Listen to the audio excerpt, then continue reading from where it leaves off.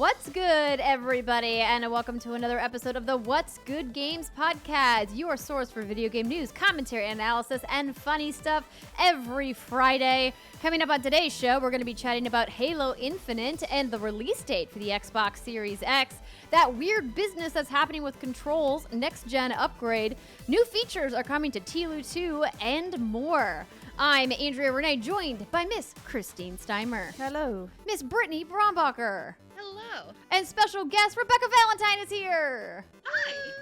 Hi. So Rebekah is the senior staff writer at GamesIndustry.biz. You may have seen her gallivanting around the internet, or maybe on one of my favorite news shows, Kinda Funny Games Daily. I know you've made a couple of appearances over there.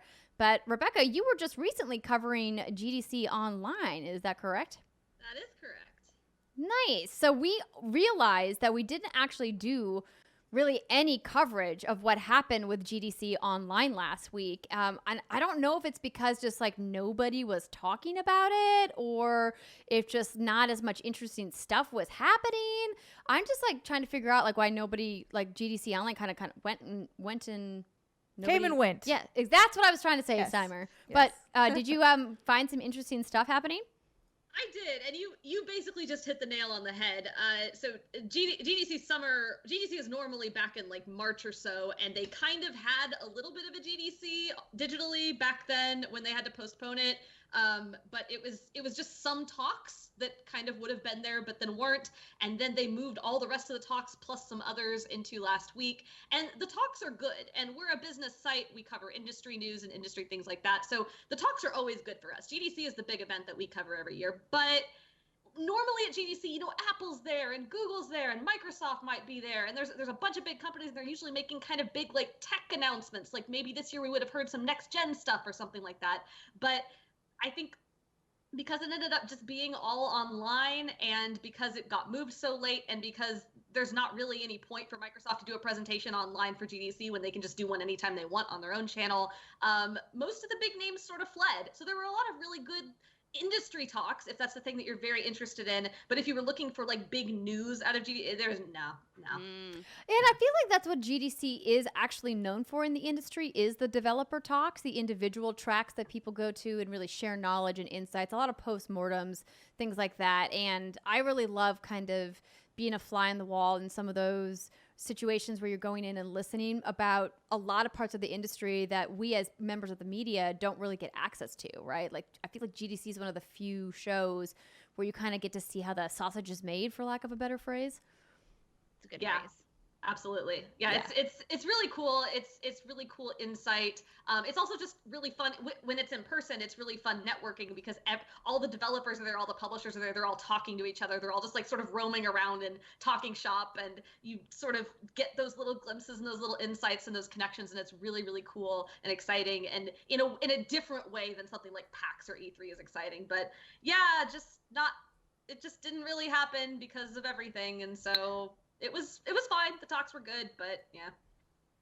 Well, I guess if you want to check out those talks, a lot of them are available on the GDC website. And of course, you can check out Rebekah's coverage at GamesIndustry.biz. But we're going to chat more with Rebekah about everything that she does and take your questions, since lots of you did write into whatsgoodgames.com/DearWGG, which is how you can be part of the show. You could also be part of the show by sponsoring us at patreon.com/whatsgoodgames, like our Patreon producers for the month of August: Chewy's Godson, Alex Rigopulos, Faris Attieh, Justin Foshi, Mohammed Mohammed, Marcus Brown, Punkdefied, and Califorunicated. And welcome to our Patreon community: Kaylia Reynolds, Sammy, Robert Demler, and Boomer1792. I want to remind you guys that at patreon.com/whatsgoodgames, you can get the show ad-free in our Epic membership tier. Just a little friendly reminder in case you were interested. And Brittany, we have some new podcast reviewers this week as well. We have a lot, starting with Haha207, The Vagician 95. Amazing. Amazing. NBZ, EA Jord, Marty Man 1991, Big Hit Brown, Ozzy Bogan, Lizzie D 730, Zombie Geek, who says, I deliver pizzas for a living, and these girls help keep my day exciting and entertaining while on the road. Keep up the great work. Zombie Geek, I would say you are doing us all a service by delivering pizza during this trying time. So thank you to you. Amen to that. We got Ichigo for Life 1, 2, 3. The Drewsters, Fixed Piano, and Outcast 316. Thank you all so much. We say it almost every week, but this really does help us in the algorithms, and it helps new people discover our show so we can introduce them to the funny stuff. Thank you. Exactly. Everybody needs some funny stuff in their life, particularly right now. Yep. All right, everybody. Before we get into the news, I want to say that this week's episode of What's Good Games is brought to you by Bespoke Post, Theragun, and Omaha Steaks, but we're going to talk more about those folks later. Our first story is all about that big delay. Where are the tissues? Because Master Chief is sad. Wah, wah. Can he be sad? I mean, we would never know. Yeah, don't know. if So you're stoic. crying in a helmet, no one can see it. It's true. I guess, like, yeah, it's Pro true. tips from Master Chief to you. If you need to like have a You cry, need a private cry. and just then put you need on to a go to helmet. work, helmets. Get a helmet with a full face plate. Just go to The work suit, in a the suit Master probably Chief does it for him. The suit probably like soaks up his tears or something and recycles them into energy. repurposes it, or I don't probably know. hydrates him. You know, we don't know how those Spartans are There's really like some made. deep lore about the suit that people keep putting on Twitter. I don't understand it. I've Yeah, tried. get those saline injections going. So in case you missed it, Halo Infinite has been delayed until 2021. Oh, Brittany, I believe you got this write-up from GamesIndustry.biz. Oh, Who what? wrote it? Oh my I don't gosh. know. I Maybe can't someone named imagine. Rebekah Valentine wrote it. Who can say? Do you want to read it, or would you like Would you me like to read your own story? Yeah, We've never had anybody Right. read their own Yeah. story on the show before. please do this for us. Do you want me to read these bullet points that you have here? Is that what you want me to do? Yeah. Would you like to paraphrase your own article? Oh, yeah. Would you like to tell? Has anyone asked you to do that before? Oh yeah. Okay. Cool, yeah. Halo Infinite, previously intended to be a key exclusive console launch title for the Xbox Series X this holiday, has been delayed into 2021. In a Twitter announcement earlier, I guess it was earlier this week. What day is it? I don't know. Developer 343 Industries attributed the delay to multiple factors, including the ongoing COVID-related impacts affecting us all this year. Studio head Chris Lee wrote in the announcement the delay was necessary, quote, to ensure the team has adequate time to deliver a Halo game experience that meets our vision, end quote. And in a post that dropped at the same time on Xbox Wire, Microsoft acknowledged the delay while placing a focus instead on the console's backward compatibility at launch, as well as the over 100 titles that are being optimized for the Series X. Well, Would you like well, to well. play some old stuff on your new console? Because you can. So I did include the full statement. Do you guys care to read the full statement? Or No, should we I just- don't think that that's necessary for the full statement. I think we all know that COVID and the pandemic response has affected everybody in the world, and 343 is no stranger to that. And I think that we all agree that it's a bummer, but as many people wrote on social media, they should take the time that they need and take care of their team and make sure not only is their team safe and healthy, but also that they're not going to be into a forced crunch to make a holiday launch in a year where does the holiday launch really even matter? It'll be interesting to see, yeah. Yeah. I do think that the real trouble with this, though, and something that we haven't really heard anybody talk about publicly, is that this is actually going to be quite devastating for Xbox. And I know that some people don't agree with me. I was chatting about that on my stream a little bit when I was streaming today, but this to me is a really big blow to them for holiday and selling hardware in this year. Now, we've already talked extensively on the show before about how launch lineups are never really as flashy as we like them to be. And if you look at historically at launch lineups, they're kind of like a wah-wah wet blanket moment.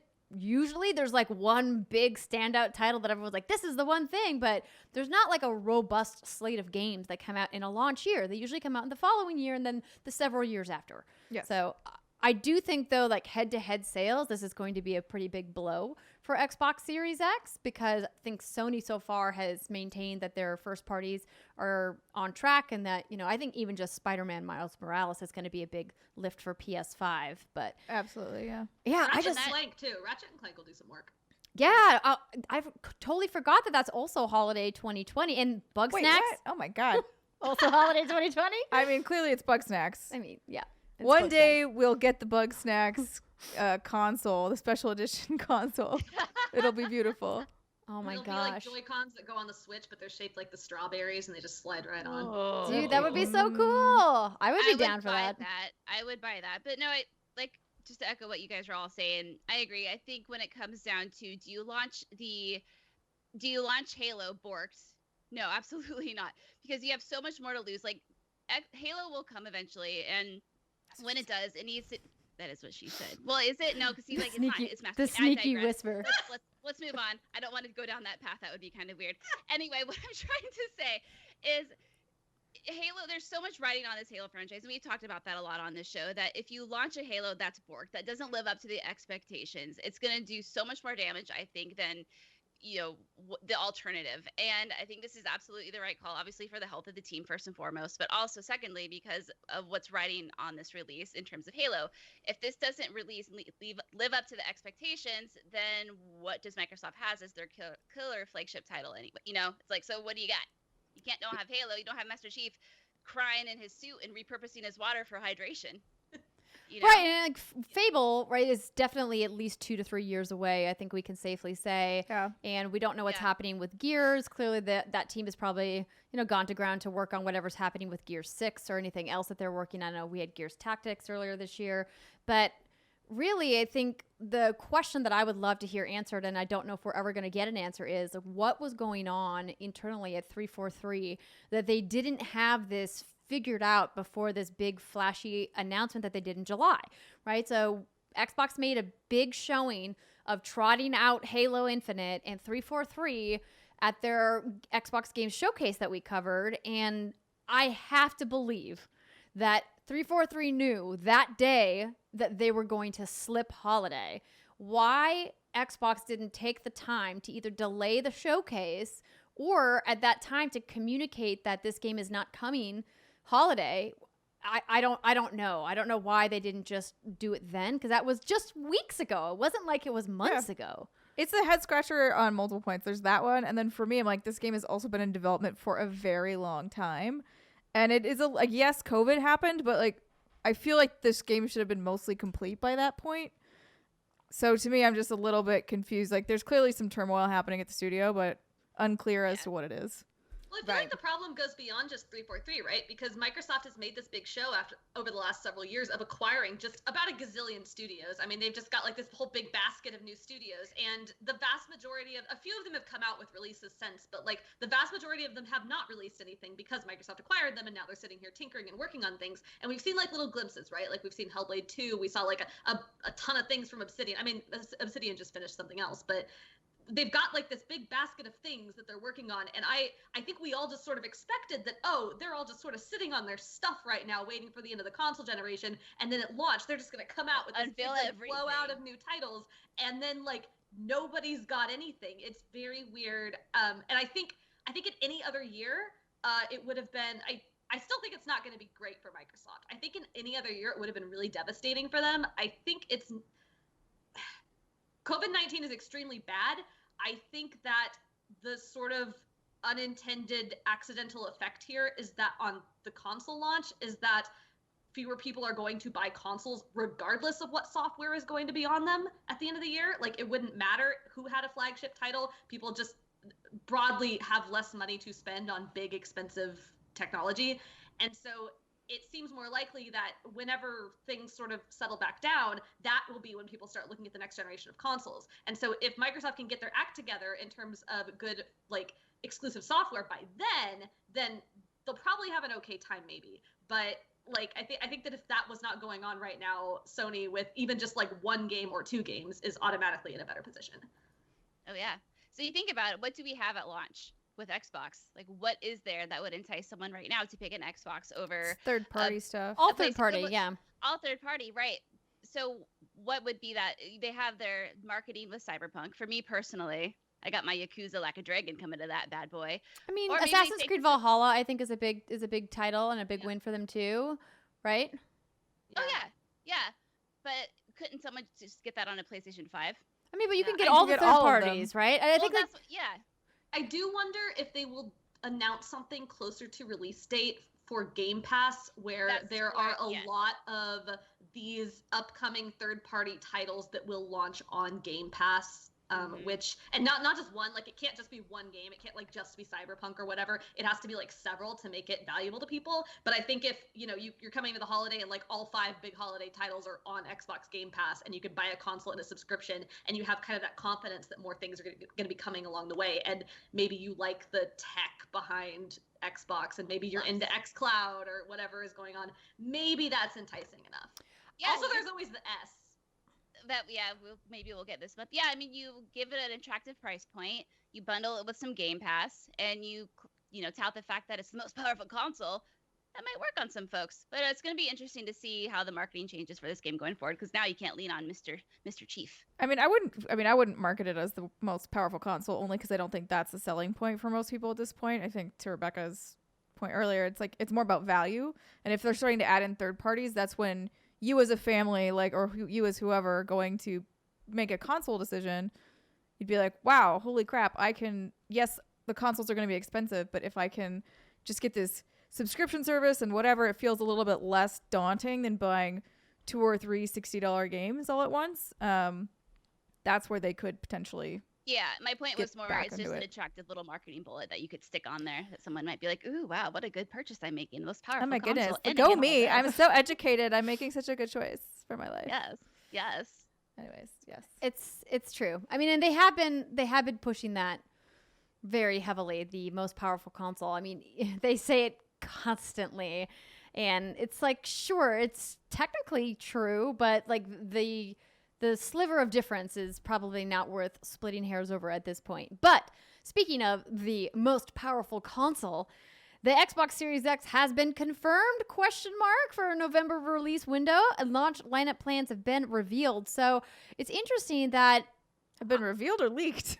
So it started with a leak, yes, right? They always So do. it started with these controller videos that we talked about in What's Good Games Live on Monday, where people were buying Xbox Series X controllers on a variety of online marketplaces, being like, why do I have this? How can I get this? This is kind of crazy that these are in the wild. And then some tipsters have been showing marketing materials that say do not open till November 6th, 2020. So after that came out, I'm still looking for the exact source of this, and I didn't see this source in this article.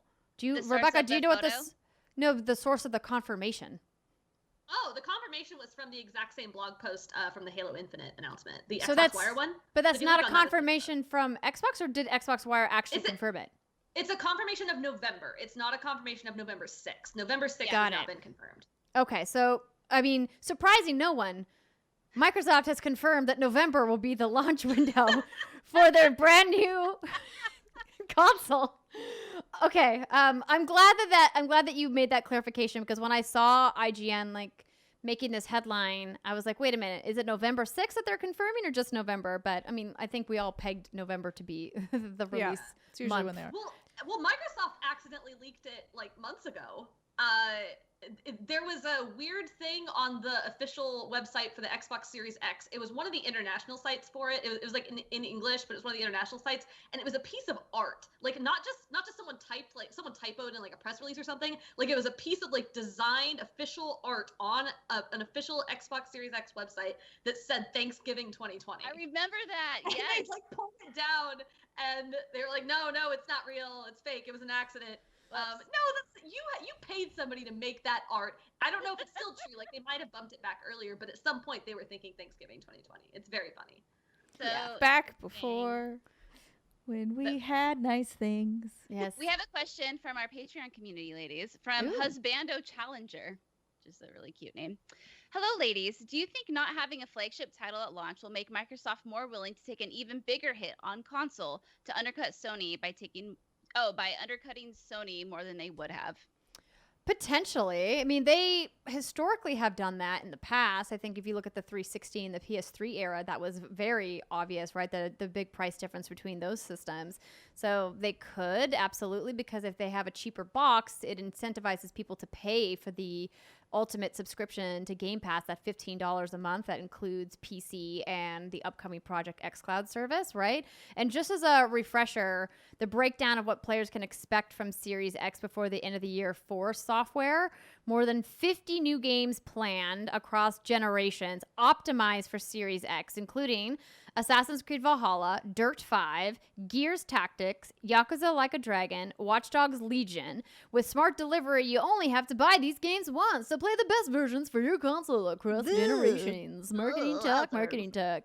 And it also, of course, includes Xbox Game Pass in their marketing materials, which have games like The Medium, Scorn, Tetris Effect Connected, and more, plus more than 40 popular games newly optimized to take advantage of the Series X, such as Destiny 2, Ori and the Will of the Wisps, Forza Horizon 4, Gears 5, Madden NFL 21, and more.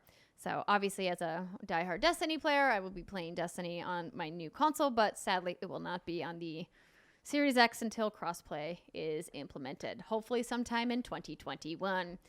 But I just want to pour one out for Xbox. They've had a hell of a couple of weeks. Yeah. Their Halo showing wasn't great. That one toy retailer leaked their free multiplayer. The Apple xCloud shenanigans.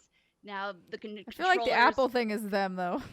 But still, Like, it's that was their own fault. It's just They're not. trying It doesn't so help. hard. It doesn't help, you know. Now we got these new controllers, and now Halo's been delayed. So Microsoft, I drink to you. Good luck. Rooting for Godspeed. you. Yep. I feel like let's leave Xbox behind. Life is hard. let's leave Xbox behind. Well, Unless we don't have another story. But no. Here's the thing. I think we want to answer Husbando Challenger's question. Do you Oh, I think forgot not he asked having a one. flagship title at launch will make Microsoft more willing to take an even bigger hit? I said I think that they would look at doing that, but maybe you disagree. Anybody? I am super interested to see, because now we have not one price battle about to happen, but two, because Sony has announced that they have an all digital console, and Microsoft has leaked this Xbox Series S, not X, which we are presuming is going to be their all digital version as well. Both of those, again, we don't know prices, but presumably going to be cheaper. So I think that the battle is going to be very interesting, not just on like the highest price point, but also the lowest one. And I think that it is possible that Microsoft is maybe either willing to take a deeper cut on the less expensive console as opposed to the physical disc one, to sort of like make up for that or give people a cheaper option. Or I think it is possible they're willing to not to take a deeper cut, but basically like do some really fancy bundling gymnastics with Game Pass and I don't know, whatever else to make it seem like an attractive proposition. But I mean, most consoles are sold either at a loss or like right at break even. So there's only so much that everybody can discount their stuff. Yeah. And I think Microsoft and Xbox just wants you in their ecosystem. They want you to get you on those pretty Game Pass subscription services. Oh yeah. So yeah, the console is the price of doing business. We just need you in the living room. We just need to get like, in there, and then we can just take all your money. A trail of consoles, and then we'll like bombard you with a ball pit of Game Pass subscriptions.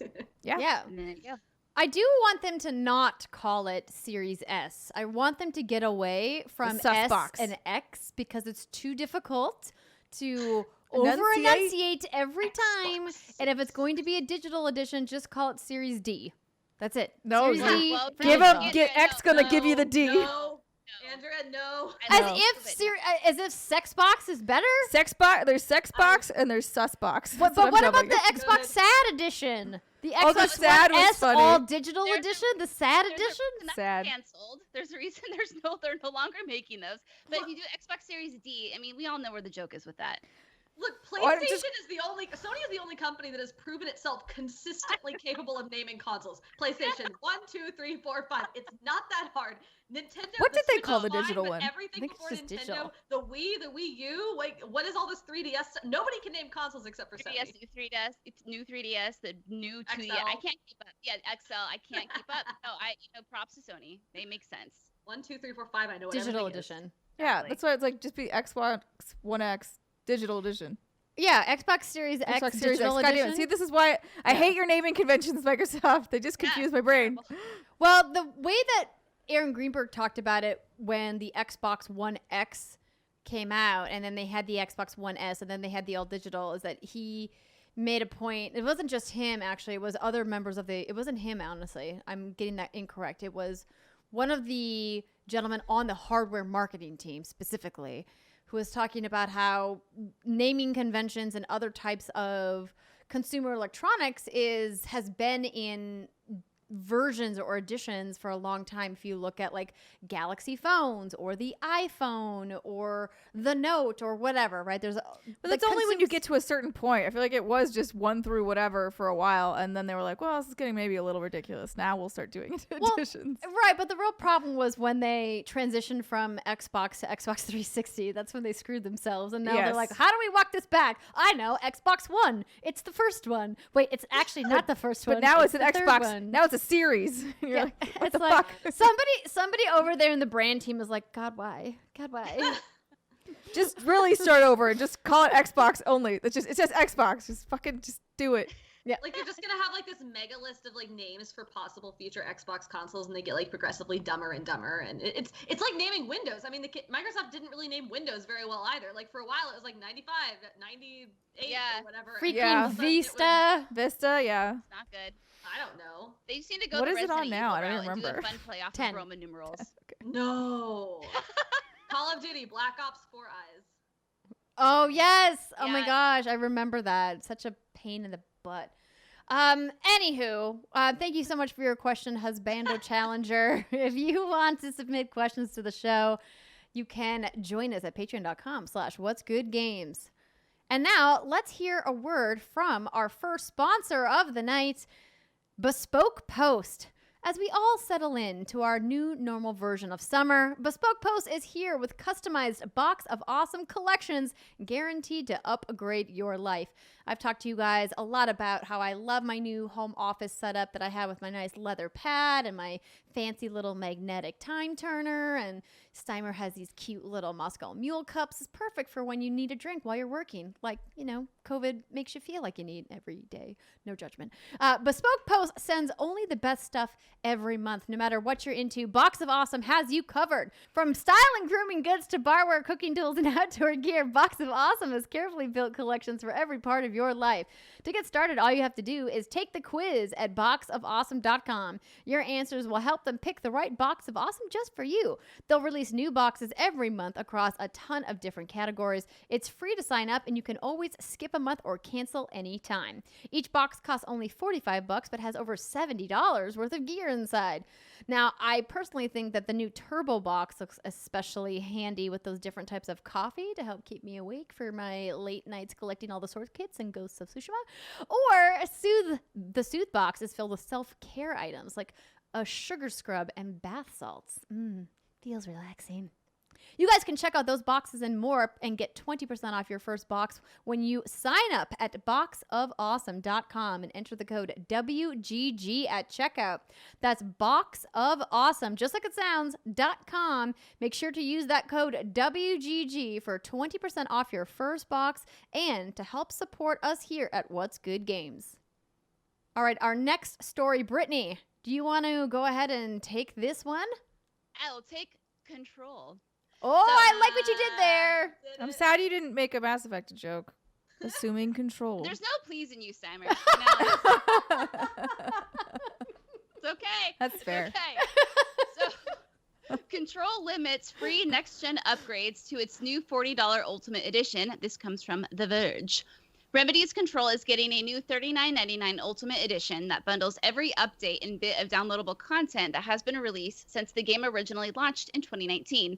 It will come out on August 27th on Steam for PC, then on September 10th on the Epic Games Store, and both the PS4 and Xbox One digitally. Notably, buying this new console version will serve as a ticket that grants you a free digital upgrade to the PS5 or the Xbox Series X version via smart delivery when it becomes available. That's great and all, but unfortunately, that means people who bought the game when it originally released won't get the same next-gen treatment. According to publisher 505 Games, the quote, free upgrade path to Xbox Series X and PlayStation 5 version of Control is only available for Control Ultimate Edition. According to VGC, Microsoft doesn't want publishers to charge for next-gen upgrades, suggesting that developers working on cross-gen titles like Control's Ultimate Edition should make next-gen version available at no extra cost. That's what 505 Games is technically doing by offering a new version of the 2019 game, but it's a move that grifts early buyers. So this is absolutely the wrong move. Why on earth would anybody think that this is a good call, especially when the platform holder's like, yo, don't do this. I'm trying to figure out, is this, and so I played Control. I loved Control. I played it on PC. So I have just, I played it and I loved it. And I did not pay attention to what happened on console and other places after that. Is this Ultimate Edition, is it like better in some like qualitative way? Like, is this like is there a technical explanation for this? I couldn't find anything. All I found is that it's just the base game and the DLC bundled together for $40, and that's all. Everyone's already bought the first DLC. Yeah, so if you bought the season pass and the game, you're $85 in. No. It definitely doesn't make sense. And honestly, if it had to do with technological upgrade, they can push an update to everybody who owns the license for the game and say, hey, if you want to be able to upgrade your version and take your save with you, because that's really why people want to upgrade, then that's all they would need to do. I do not understand the logic of punishing people who supported you at launch by saying, oh, cool, thanks, but we actually don't want to give you the same upgrade treatment that we're going to give people who buy the game now. Like, this is the biggest head scratcher. This is just like mobile phone carriers where you're like, oh, you've been a customer? We don't care. Are you new? Here's a whole bunch of fun incentives for you. Pretty much. And it's hard, too, when you have publishers like CD Projekt Red saying that Cyberpunk will be getting a free upgrade eventually for PS5 and Xbox Series X. And you have, AC Valhalla and Watch Dogs also, and not to mention Yakuza Like a Dragon, who are getting these upgrade paths. Now, it's a little confusing as to which games are actually just going to make it. Well, here's the thing, right? So if your game comes to the next generation, you have to assume that it's going to have some sort of technical boost, right? Like, I'm assuming. I mean, yeah, or that it's that it's optimized for the new hardware, but not necessarily. But like even optimized for games that are coming out this year is like the biggest air quotes optimized. It's probably going to run almost exactly the same. They might have to do some architecture like tweaking on the back end with the code that they have, because I don't have the knowledge to tell you how different the code is that they submit for Xbox One versus Xbox Series X. Clearly, it's going to be different in some way, but it's beyond my pay grade to know those things. It also feels very weird because this game just came out a year ago. It feels weird that we're getting, like, this Ultimate Edition does not feel like dramatically, like, all the other stuff aside, it doesn't feel like dramatic. Why are they releasing an Ultimate Edition? Like, when you, I mean, I guess so there's a cheaper way to get the game and the DLCs, but, like, this is the Control Ultimate Edition is the kind of thing that I would expect them to announce sometime like next year, when the consoles have already been out for a little while, when, maybe they haven't done a next gen upgrade, maybe they have, like, who knows, but like announce it next year when the consoles are already out as a sort of, hey, this is coming out on the next generation of consoles, and if you buy this, if you happen to have like a PS4 or something, you can also play it on that. Like, it's the exact same announcement, but it feels more palatable in that sense, because it's been like another year. Like, it doesn't feel like you're trying to nickel and dime people to get this on the next generation of consoles. But right now, it just feels, why? Yeah, and I think that there's a workaround for this that's relatively easy in my mind, is you give people the option in game to get to a splash screen where they can buy an ultimate upgrade. And if for some reason 505 refuses to do it for free, which again, you should do it for free, but if they are like, well, we need to charge for this SKU, then charge something small, like $5, right? Say if you bought the game and the DLC and you want to bring that game and replay it on your new console, it'll cost you $5 to get in instead of $40 to get in, right? You shouldn't have to rebuy everything. That's ridiculous. And they haven't done this either. It's the response from the community, of course, is expected. A lot of people are like, yo, the game is really great. It's worth the money. I don't think people are disputing that. I think they're disputing the idea that you bought it once and you have to buy it again, when a precedent has now been set by several large publishers by saying, yo, we're not going to do that. We're going to make it easy for people to transition. We're going to be more consumer friendly. And then they're just like, nah. Like, because if they had this and an additional something else for people who already existing owners, that'd be a much different announcement. To be like, hey, if you've never played it, here's the Ultimate Edition, and you'll also get a free upgrade. Mm-hmm. And then P.S. if you already own it, it's whatever. But yeah, to just be like, you buy this or you don't. Sucks. Yeah, it's Weird just also move. a bad look considering that the second DLC isn't even out yet. So people who did buy the season pass, they're like, yo, Yeah. ouch.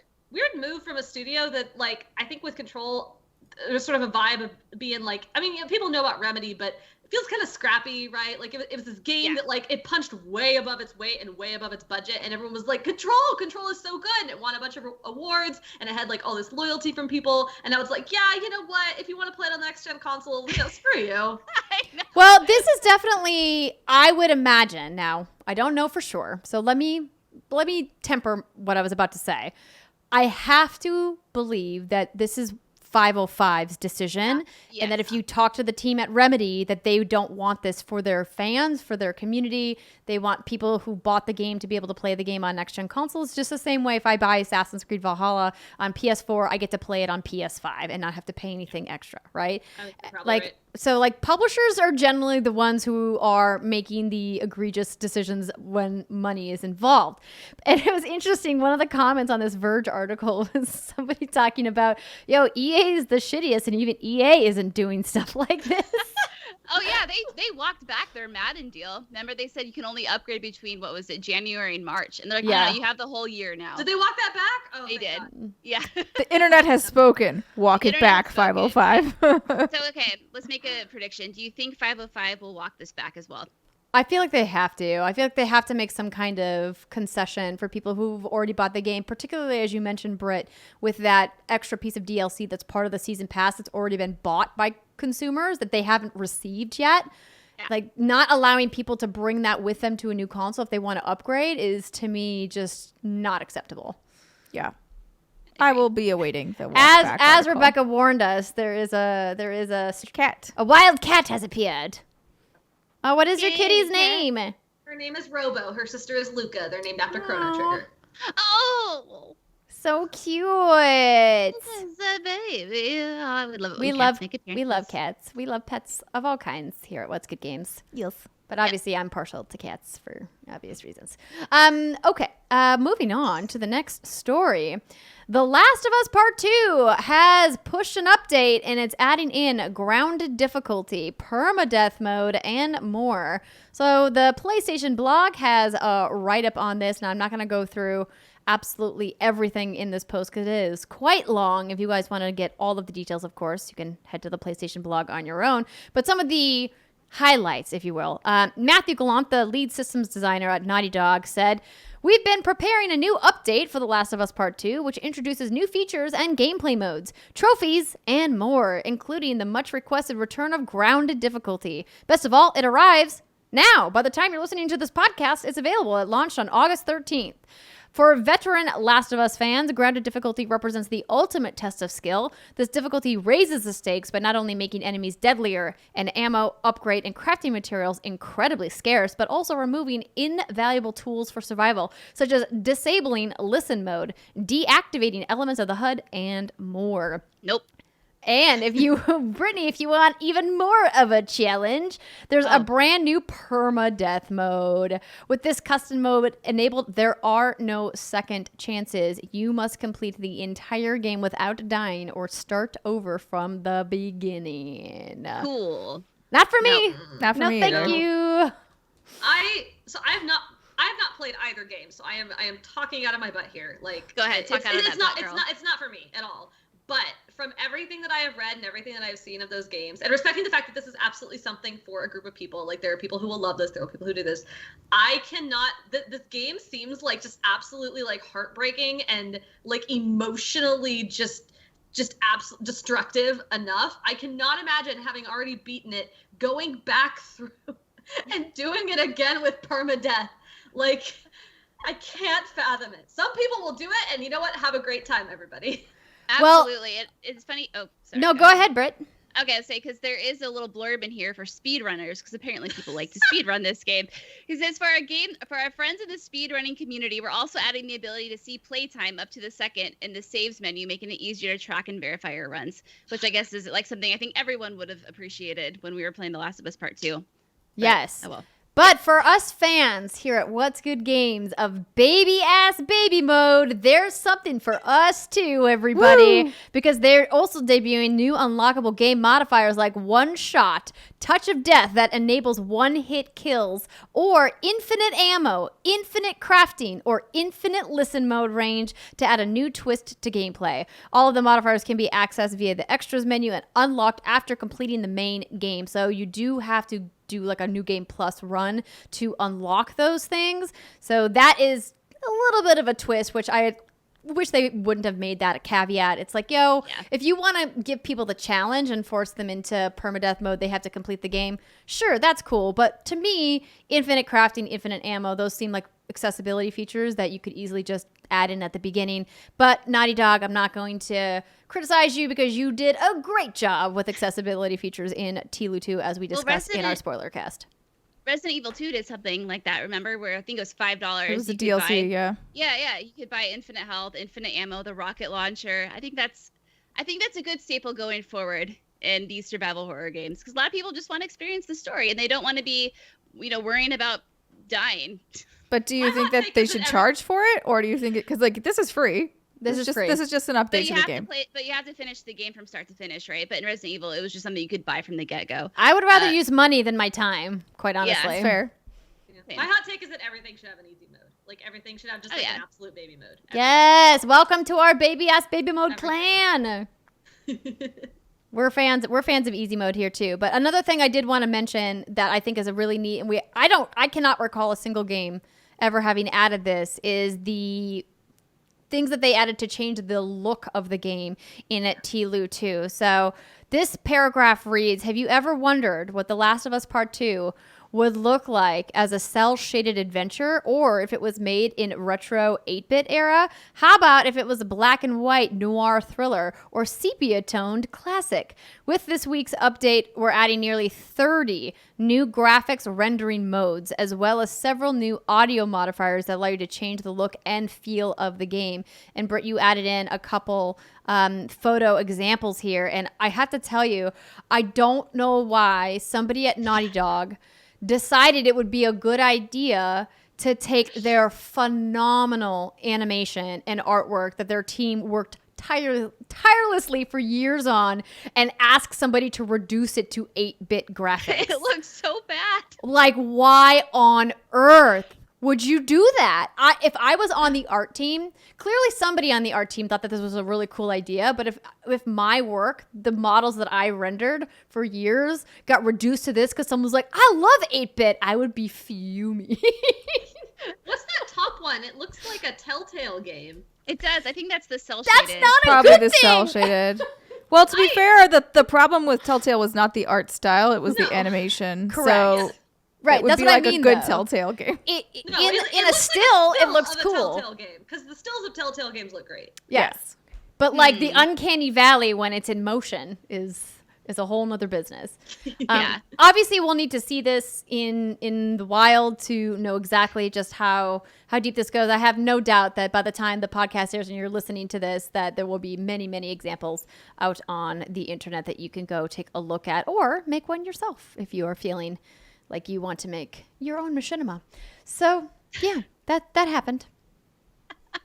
We have a few in case you missed it, including just some game delays. The first one is Vampire the Masquerade Bloodlines 2. It was delayed to 2021 due to the quality bar and ambitions that were set.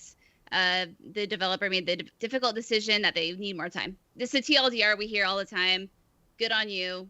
Insert that Miyamoto quote that everyone is using this week for the Xbox Halo delay. The other game that's been delayed is Dirt 5, which was delayed a whole ass week from October 9th, 2020 to October 16th, 2020. I have a question for the panel. No. What is the point of delaying a game for a week? Like, what can be accomplished in that week? And that's a legitimate question. I don't know. This kind of boggles my mind. I mean, a week is a weird one because I'm like, if it was a cert or something where they just like, we fucked that up. We're like, oh, someone forgot to order the printing. Like, but I don't know. I also don't know what on earth would be done in a week unless they're just trying to get out of somebody else's window. But I don't think there's anything there, so I have no idea. In October? No, I think almost everything's been pushed to November. The best guess You know, I say. have is from a person who does not know the first thing about making games is either they found like a bug that like breaks the game, but they know they can fix in that time period, or like server things. But they would have already, like, a month out, they have to have passed certain certifications for Yeah. consoles. Mm-hmm. So that doesn't, it would be more of like a publishing delay because the Yeah. actual game itself needs to be done and printed. maybe like distribution stuff. I mean, but like a week though. I mean, if That's why it's weird. distribution- I'm like, I've heard of like a month, and that's usually about what it is when it's a Right. publishing thing or like a printing thing. A week is just a weird one. I don't know. It's weird. yeah. Well, I don't know. Maybe somebody this to me reeks of like some weird executive having a like my kid's birthday is on October 13th, so I need to have the date. or pushed. that I was gonna say like had a weird premonition or like got a fortune teller and they were like, don't launch that week, and they're like, oh no, I guess we'll do the week after. Unless they know something even we like- don't know. Yeah. It's not even them pushing it into like a new quarter or something. Like that would be the only other thing I could think of. Is Yeah, if they that's wanted it to true. go with a certain quarter's financials instead of a Yeah. previous Yeah. quarter. But that doesn't count here either. So Because another one of my thought was, well, okay, maybe they know they need to delay it, but they want to get the game out before the next gen consoles come out. But even then, that doesn't make any sense. I don't know. Anyway, I just thought that was interesting. Good luck Sounds with like your an- extra week. Do Yeah. something with it. yeah. I don't know what it is, but take a nap, I I hope it guess. goes well. Whatever it is. yeah, maybe they're like, we just want to take a week off, so we're just gonna Is there stop maybe it a week. there's some kind of holiday like in Code, because Codemasters aren't they in the The UK? UK? Maybe Does there's some kind of Codemasters- UK holiday that week and somebody just missed it. Codemasters provided no reason for the small delay. This is from GameSpot, but did remind players that they can still play it 3 days early with the purchase of the Amplified Edition. So you can play as early as October 13th. Very Huh. confusing. There's no UK holiday those weeks. There's no bank holiday. So this is just some superstitious shit. That's my guess. Don't know what it is. the 12th is Thanksgiving in Canada. Yeah, I guess. They're just like, nah, we're not doing it I'm that just week. marking That it week's a in my bad week. It's got calendar. bad juju. I'm marking it in my calendar, and As we'll bad touch juju back week? on this and be like, what happened on this day? What if it's premonition like did a they full have? moon or some shit? What if it's just wait, let's see what planets are gonna be in rotation or in power, whatever the term is. check the horoscopes. Yeah, let's check that out. Go and we'll full see. cosmology on this. I'm into it. I mean, that's the only other explanation I can think. Yeah, I can't think of anything, and I bet you if we try to ask them, they'll just be like, "We're excited to bring the game 1 week later." You know how they You can still how play they never actually the answer game your question. on October 3rd, I think she said. I don't remember already. 16th. 13th. Purchase the 13th. Amplified Edition, and you can play it on the 13th. Yeah. Okay. 13th. Well, we'll find out. We'll revisit this. In Is few it a months Friday to the see where- 13th? Spooky. No, but I love no, you, it's Steimer. not. On that note, we are going to wrap our news segment for this week. When we come back, we're going to talk about what we've been playing. Stick with us. We'll be right back.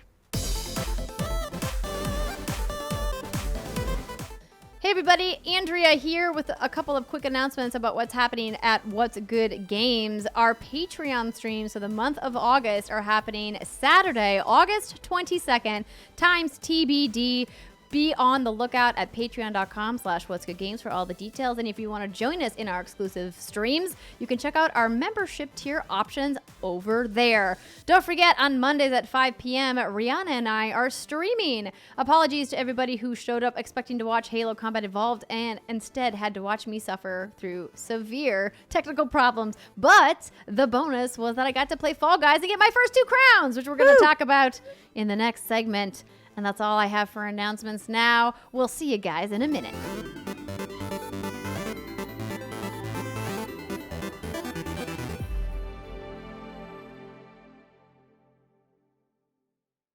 What's good, everybody? Welcome back. It is segment 2 of the What's Good Games podcast. This is where we talk about what we've been playing and, of course, any preview events that we have been to. And we've got some new stuff for you this week.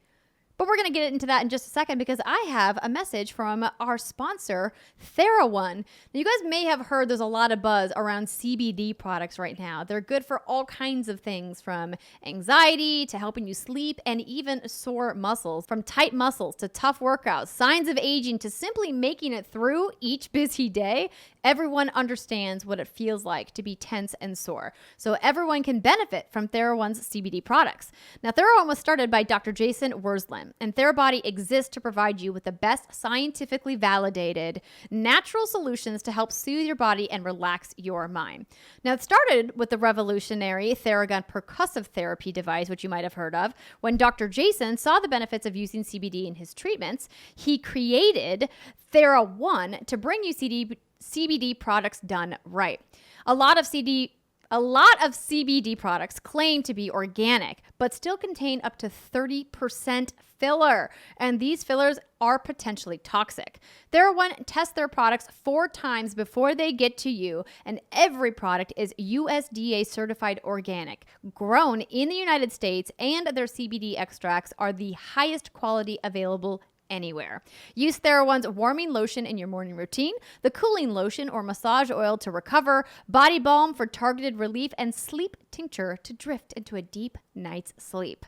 Now through Labor Day, Monday, September 7th, TheraOne is offering What's Good Games listeners a buy one, get one free for all TheraOne products. But you've got to go to theragun.com/what'sgood.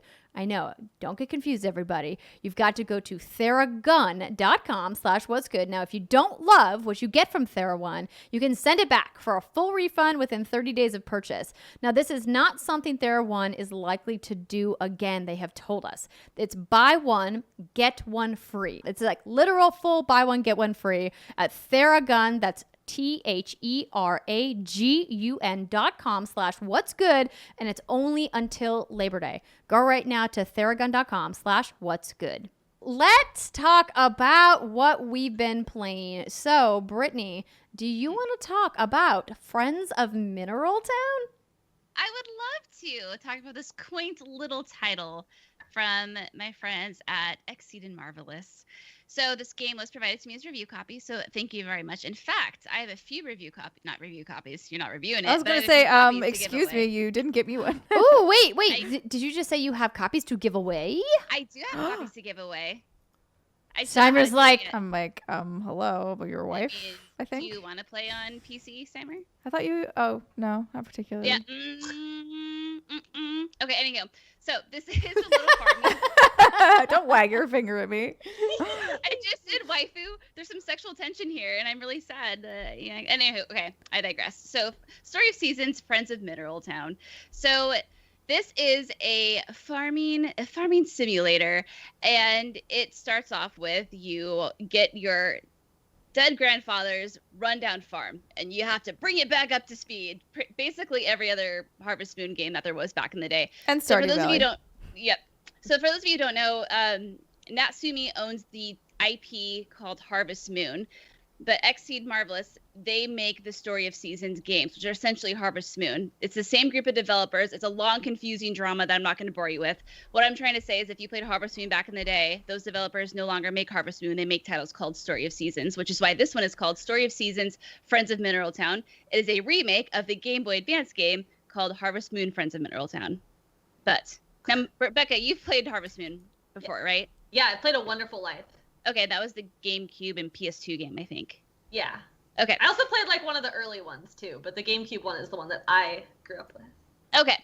So this is just a simple, because it is, a remake of a Game Boy Advance game. It does have those, it's more simple than what you might be used to if you're used to playing like a Stardew Valley type of game. And that's okay. Some people really enjoy that. So essentially, yeah, you get this rundown farm and your whole goal is to build it up. You want to raise animals, you have cows and sheep, you have chickens and rabbits, and you get llamas as well. And there's a whole variety of crops that you get as well that every season, because the game takes place over the course of 4 seasons, and each season is 30 days. Through each 4 seasons, you get a year, so on and so forth. And you just kind of want to bring it up to speed. So you got the animals, you got the crops, and then you have the villagers that you have to, woo or make them like you, so to speak, by giving them items every day. You're talking to them every day. They'll eventually come around. They'll eventually like you. And it's a really relaxing, cute game that is a farming game. So if you're looking for something chill to relax with, great. What I will say is that it's not the best farming game out there, because there are some things that are a little too simplistic for me, but some people tend to really enjoy. So, for example, there is very limited dialogue with the townsfolk of this game. So while, you do have that range of affection between each member of Mineral Town, they don't really have a lot of extra interesting things to say. Even when you beef up their affection towards you, they'll just say the same thing over and over again. You better get used to it. There's limited customization in the sense that you don't get to choose where your chicken coop is, where your barn is, where you want to do your fields. I mean, you do have a big field, but you can't really do anything with it. So if you're used to the customization of Stardew Valley, just get used to that not being here. There is a lack of overall content, I would say. The rival marriages have been taken out, and if you know what I'm talking about, great. If you don't worry about it. And there are festivals, which are really nice, but they're not very interactive. And if you can't participate in a festival, the festival will just fade to black, and it's like, okay, you're done, go home. And it feels like a little bit of a step back from Trio of Towns, which was the last Story of Seasons game, which was on the 3DS. It feels like Trio of Towns had a lot more oomph and a lot more content and a lot more reason to keep playing. I'm about 40 hours in, so I'm about halfway through my second year, and I'm kind of at a point where most everyone in town likes me, where I got the upgraded house, where I can marry someone if I want, but I'm kind of playing the field right now to see who I really want to ultimately bang. But I'm finding myself well, what do I do now? What do I strive for? What's the point? So for that reason, I'm kind of tempered off from playing it. But I was scouring in the Reddit because I was curious, how people perceive this game, fans of the game. And some people really like the idea that it's so simple and that it takes a lot of the grunt work out of it for you. For example, you want to have your cows and chickens out. All you have to do is ring a bell by the barn and they come out by themselves. It's automatic in that sense. It gives you an easy meter. It gives you a list of townsfolk and how much they like you and how much they don't like you. It gives everyone's birthdays. So some people really like the simplicity of it. Some folks wish it was a little more in-depth like me. But what I will say is I did spend 40 hours with it, and I have enjoyed my time with it. It has been the most perfect, relaxing game that I think we all kind of need right now. So, yeah, I would suggest picking it up. It's a good time. It's I think it's what we call, like I said, I'll kind of need it right now. Sit down, harvest some turnips, talk to some people. Some of the quality of life improvements that are in this game, for example, say included same-sex marriages, which was not in the original game, which is thank God, because Karen is my wife. She likes to drink a lot, and I'm excited to marry her. Surprise, surprise. There are accessing your items is really easy, so you don't have to constantly open up a menu, swap out items, open up a menu, swap out items. It's all there on the D-pad or all on the right analog stick. So yeah, I would say it's a good remake of a game, but I'm excited to see what they do going forward with their next true installation in this series. It's kind of wild how Stardew Valley came out and basically gave everybody they wanted. Everybody who was a fan of Harvest Moon or Story of Seasons back in the day, it gave them everything they possibly wanted out of a game like that. It's still getting updated. He's working on 1.5 right now, but it's been a couple years, and neither Natsume or Marvelous has sort of risen to that yet. It was so weird. Crazy to me. I mean, Natsume, bless their hearts, they've worked Harvest Moon so many times that I have no faith. I have no faith in what they're doing going forward, unfortunately. But yeah, Exceed and Marvelous, they're doing great stuff with this IP, and I hope, I was just saying, that going forward, they will live up to that Stardew Valley. Because like you said, how does one person create such a great game with so much more depth, and then you have these teams of people and they can't hold up? But I hear cats. I hear cats too. I hear cats. I mean, I think the answer to that though is if you are a singular person, you have full creative control over what you want to do versus a company with lots of other people. People I don't know how they're run either, so some of the folks there might have good ideas that are getting shot down, or they're just not meshing well or whatever. There's lots. The more people you add to an equation, sometimes the worse things get. It's true, right? Yeah. But like I said, it's perfect for right now, and it's very relaxing and cathartic, and there's no negativity in this game at all. You don't feed your animals, they don't get sick, they don't die, they just don't produce their milk or their eggs. So it's just a nice thing. Someone gets mad at you, That's okay. Just reload your save. And Just they won't or be mad at you I thought you were gonna say just give them an egg the next day. Just kill Well, him if you- Here's the problem. You could do that. But also a nice thing about this is you can save the game whenever you want, which is something before it was more like, okay, you can only save right before you go to bed. 'Cause Yeah. there's that moment of like anxiety when you're about to give someone a turnip. You're like, I hope you like this turnip, and you give them the turnip, and they're like, fuck you, I hate this. Get wrecked, as Steimer would say. Yeah. And you feel so bad, but you can just load your save if that happens. You don't have to worry I about also it feel anymore. like I always hate it when they'd be like, "Why are you giving me this?" I'd be like, first of all, this is a gift. Yeah. I've worked very hard for whatever this thing is that I'm giving to you. And you're just gonna throw that back in my face? Get out of here. Leave town. rude. Pack up your things and go, Star. Nobody wants you here anymore. This is a weird deep cut, but so I said I played A Wonderful Life on the GameCube, and it had the original Friends of Mineral Town. It had like this ability you could connect the Game Boy Advance to, there's like a cable or something, you could connect it to the GameCube, and if you had if you had Friends of Mineral Town and A Wonderful Life, you could connect them and you could like turn them on at the same time. And in A Wonderful Life, there's basically this main street that runs through town, and it goes like all the way through town, and then it goes up a mountain, and you can't go up the mountain. Like, it doesn't do anything. But if you have it connected, then you can go up the mountain. And I never owned the game, so I think you could go to Mineral Town, like if you had the game connected. But then also characters from Mineral Town would come down the road and walk through your town in A Wonderful Life if you had it connected. I never did it, but like that's apparently what that was for. That's cool. Yeah. And there's a merchant. Is Van in your game? Is Van the merchant? Oh, yes, I think so. Hold on. Yeah, he was the merchant in A Wonderful Life too, and he would walk back and forth between the towns up the mountain. I think Van was in there, and the other cool thing too is Van, yeah, he is in there, but he has a very like limited role. Yeah, That's cool. It's always so fun to talk about Harvest Moon with someone who's played the Harvest Moon games before. I'm sorry we've let you down, Brittany. I mean, but you've played some Harvest Moon, I haven't you? played some, not all of them. I played All right. one of the DS ones, I think, and I accidentally hit my horse with a hammer. Oh, and then Because I was trying to hit the tree, and the horse was standing by the tree, and then it let me hit my horse, and I was like, "What? First of all, why would you let me hit the horse?" Like, no, I clearly wanted to hit the tree. They took that out of this one as well, so you can't accidentally hurt your animals, That's and you good. can, like I should have mentioned this, briefly customize your character. It's nothing like crazy, but you can have a male or female character, same-sex marriages, which is awesome. And yeah, they kind of streamlined and took out a lot of those annoyances, like you said, Summer. You can't accidentally smack your horse with a hammer, because I have done that with my animals many times, and I always feel so bad. But it's okay. They don't know any better. The horse was just like, "Why?" And I was like, I I didn't mean to. didn't mean to do it. I'm sorry." Well, I'm glad But you it's had a also good on time with Switch. it. Yeah, it's on PC and Switch, and I've been playing on Switch, and it's the perfect little Switch game. Nice. Are you Yeah. going to continue to get the waifu of your dreams, or you think you're going to move on? I think I need to marry at least someone. I need to get it in at least once with someone. So I think what I'll do is I'll marry someone, and then I'll get knocked up, and then I'll probably call it good. And then I'll give my baby to a witch, and then Start it all over again. Get divorced. I Waifu really and liked witch. that feature of Stardew. I thought that was really funny. You can marry a witch? No, you can give your children to the witch. If you're like, I don't want this If you're kid, like, if take you it don't away. want the kids, that you can get rid of them. Do the witches after like you then have it. eat them, or do they indoctrinate them? What happens? Who's to say? I think like the fan theory is that they turn them into crows. I don't know. Oh. I could be shit. making that up. Someone's gonna listen to this and be like, "No, that's not true." Thank you for that report, Brittany. I'm Mm. glad that you had a nice, lovely, relaxing time with it. And how do you want to give away those codes? Are you going to give them away on your Twitter account, on the What's Good account? Did you think about it yet, or are you going to TBD? I'm brainstorming it, TBD. Okay.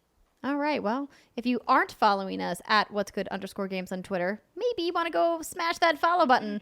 And also at Blonde Nerd on Twitter if you want to hear more about waifus and harvesting vegetables in video games. I don't know. Only in video games, because in real life she only eats chicken wings. It's true. Yeah. She's just made of chicken wings. She's 98% chicken wings. No, take that back. She's 70% whiskey and 30% chicken wings. Yes, that's more accurate. Yeah. I corrected myself. Correction Okay, made. it's fine. Thanks, Brittany. Okay, moving on. Rebekah, you have been playing a game called Among Trees. Yeah, I actually just picked it up this morning. It's on the Epic Game Store. It's in early access. It's a survival game. I do not normally like survival games because I am an anxious person, And survival games make me anxious because I'm always hungry, or I'm always dying, or I'm always bleeding, or I'm always too hot, or I'm too cold. Like there's just like something wrong literally at all times. And so I'm just in this panic mode the whole time. And Among Trees, I've only played it for like an hour and a half so far. But it is, you just like wake up in this wilderness. There's not really a story. There's like some environmental storytelling, but there's not really like an explanation as to why you're there. And there's just sort of some stuff littered around. There's like some planks and some sticks, and you build a little cabin out of them. And then you're just kind of left to sort of roam. And it gives you difficulty options at the beginning. So you can choose sort of the level of the hazard that the wilderness has. So you can either turn all hazards off. You can have like a normal level of hazards, or you can make it like very dangerous. I just did normal. I think there's bears. I haven't seen a bear yet, but I think there are bears that will like kill you. So I'm very nervous about bears. There was a point when I was wandering around where I heard buzzing and it sounded like bees, and I looked over and I saw like a beehive, and I'm like, okay, beehives mean bears. I don't want to be near that. I want to leave. And so I started walking away, and then a little eye icon like popped up at the top of my screen, and like some kind of like nervous music started playing. And I looked around and I didn't see a bear, but I got out of there, and then the eye icon went away and the music calmed down. I'm like, what was watching me? Was it a bear? Was it like an evil god? Like, I don't know. It was a witch in the woods. Right. She wants your What's babies. Still in the baby from Stardew Valley. But then there's also like a difficulty option for just the game itself. So there's like easy, like you can basically turn off all bears, all bad things. You can make it just a game about walking around in the woods and picking mulberries. Like if that's what you want, you can just do that. But then there's also like you can up the difficulty where you get like hungry very quickly, you get tired very quickly, you have to like forage for things, and it's hard. But I just did normal for everything. I didn't play the baby mode this time. And yeah, it's very like open so far. It's just this forest. You can find mushrooms, you can find mulberries, you can like pick up wood and sticks and bits, and you can upgrade your cabin. I've gotten really close to an upgrade. I'm not quite there yet. You can upgrade it to like add a kitchen where you can cook things. There's like a crafting room you can make. I think there's one other room. I can't remember what it is. But yeah, you go out in the woods and you find things. It's very pretty. It's very like, it's very stylized. It's not like super realistic graphics or anything, but I posted like a screenshot on my Twitter, and it's just very like all kind of Firewatch. Yeah, I was gonna say it has a Firewatch vibe. But Steimer and I were taking a look at some of the gameplay that's available through this trailer. It has more of a subdued color palette. Yeah, Firewatch purples. had a very like vibrant orange, red, yellow color palette for a lot of obvious reasons. But this one feels a little bit more like pastel-y. This like is the more blues and greens. Yeah. It looks really pretty. The color palette looks great, and it seems like people are enjoying that it's super chill. Yep, it's very chill. The music is like very relaxing. It's just like a walking in the woods game. I don't know. But there is, I mean, it's in early access right now, and I'm interested to see, like, this is a game right now I feel I could play for a couple hours more. Like, there doesn't seem to be a whole lot of depth to it yet, but it's so early. I think that there's some potential there, because as I'm walking through the woods, like, it's very wildernessy, but there's like places where a tree is just like chopped down, but if there's not people out here, like, why would a tree be like chopped down? Or there's a spot kind of near your cabin where there's like this weird metal structure that's like tipped over, and then kind of an area of just dirt and a bunch of crates and a bunch of just like bits on the ground, like bolts and wire and very clearly like man-made things. And they're just all over the ground, but there's not really an explanation for why they're there, and there are no people around, and it doesn't seem to be immediately dangerous. Like, you get those supplies and you can use them to upgrade your stuff, but like it looks like I can build an axe to open up the crates and like lock picks and things. But can you use an axe on a bear? I haven't met a bear yet. I will try No, I won't try. I'll run away. Yeah, Ryan. Here's the thing, though. Good. When we were looking at the footage, I'm like, the house that you can end up building is like a mini mansion in the woods. You can build some things you would not be able to build if it was one person. But I'm like, but if you can build your mini wood, like Lincoln log mansion, why would you not be able to take on a bear? Like, you could clearly build some sort of weapon that could take it on, in my opinion. If you can build an entire house, you should be able to build something else. You got a point there. Presumably, it's just I don't know. It's very interesting. I'm very interested to see like where it ends up going. it's running a little bit rough. I mean, I had like an okay gaming PC, and it was a little bit rough. My computer was spitting out some hot air there for a little bit, but it's got like plenty of time. And I think the ability to sort of just turn on all the Zen buttons, the ability to turn off bears is really great. I like that I can turn the bears off. I'm not scared of bears. I knifed a bear to death in Red Dead Redemption. I'm fine. I mean, Steimer is a badass, bona fide. So the team behind this is FJRD Interactive. Fjord. It says, we're a micro game studio settled in the deep forests away from society. Our goal is to create rich worlds with breathtaking art and immersive gameplay. Currently working on our first game titled Among Trees. And they what are the Nordic countries? Where are they? It doesn't say. Like they're just like, we live in the woods. Don't worry about it. Yeah. There's very little inspired their game.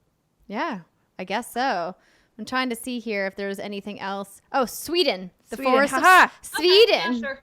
That makes sense. There's a lot of trees in Sweden up in there. Yeah. It's also, it doesn't have, except for like the beginning where you select the difficulty and then a couple, like the names of the items, it's very like low on text. It's very visual. Like I think you could probably play this without like having to read anything really. There's like there's no one to talk to. There's no voice acting. There's no like quests. It's just sort of this romp, not even a romp. It's just sort of a stroll, a gentle stroll in the woods. I want to unlock cooking because I've got a million of these ruby beets and I can't eat them because they're beets. I have to cook them to eat them. Oh. Well, I did not know that you could not eat a beet raw. It's like eating a potato raw. I think you can technically do it, but you aren't probably going to have a good time of it. Yeah, that's fair. I don't eat a lot of beets, so. I enjoy beets. They are delicious. Actually, I introduced Brittany to. Yeah, I was saying the last beets I had. I think you introduced me, and I actually enjoyed them. I'm a child, Rebekah. I'm like, I don't want to try beets. And Andrew's like, honey, just try one bite for me. Aww. Okay, Mom, I will. And I did, and I liked it. And then I was like, see, beets, they're so good for you.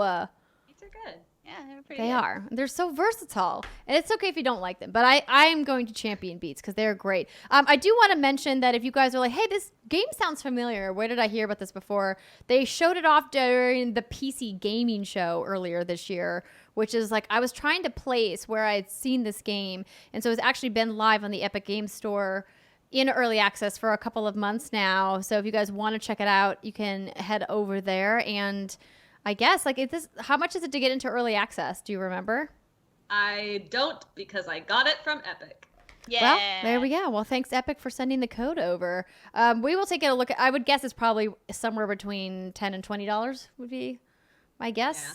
The Google machine can tell us. They could. You know what I could do is I could go to the Epic Games Store.com and check it out, which actually gives me a very good opportunity to let you know if you are a fan of the Epic Games Store and you want to support What's Good Games, we do have a creator code that you can use when you make purchases. And they do specials from time to time where they actually give us a bump in how much of the percentage we get for referrals. So if you're planning to make a purchase on the Epic Games Store, you should use our creator code, What's Good Games.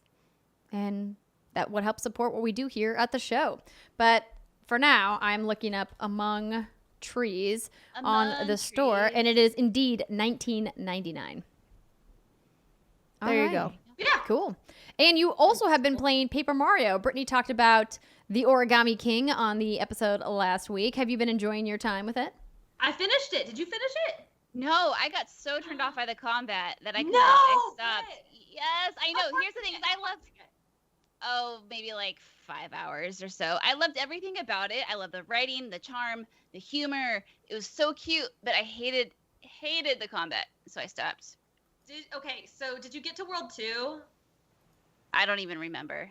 All right. So one thing that I learned after beating the game, apparently, like the little mushroom house in Toad Town where you can like go like try out fighting.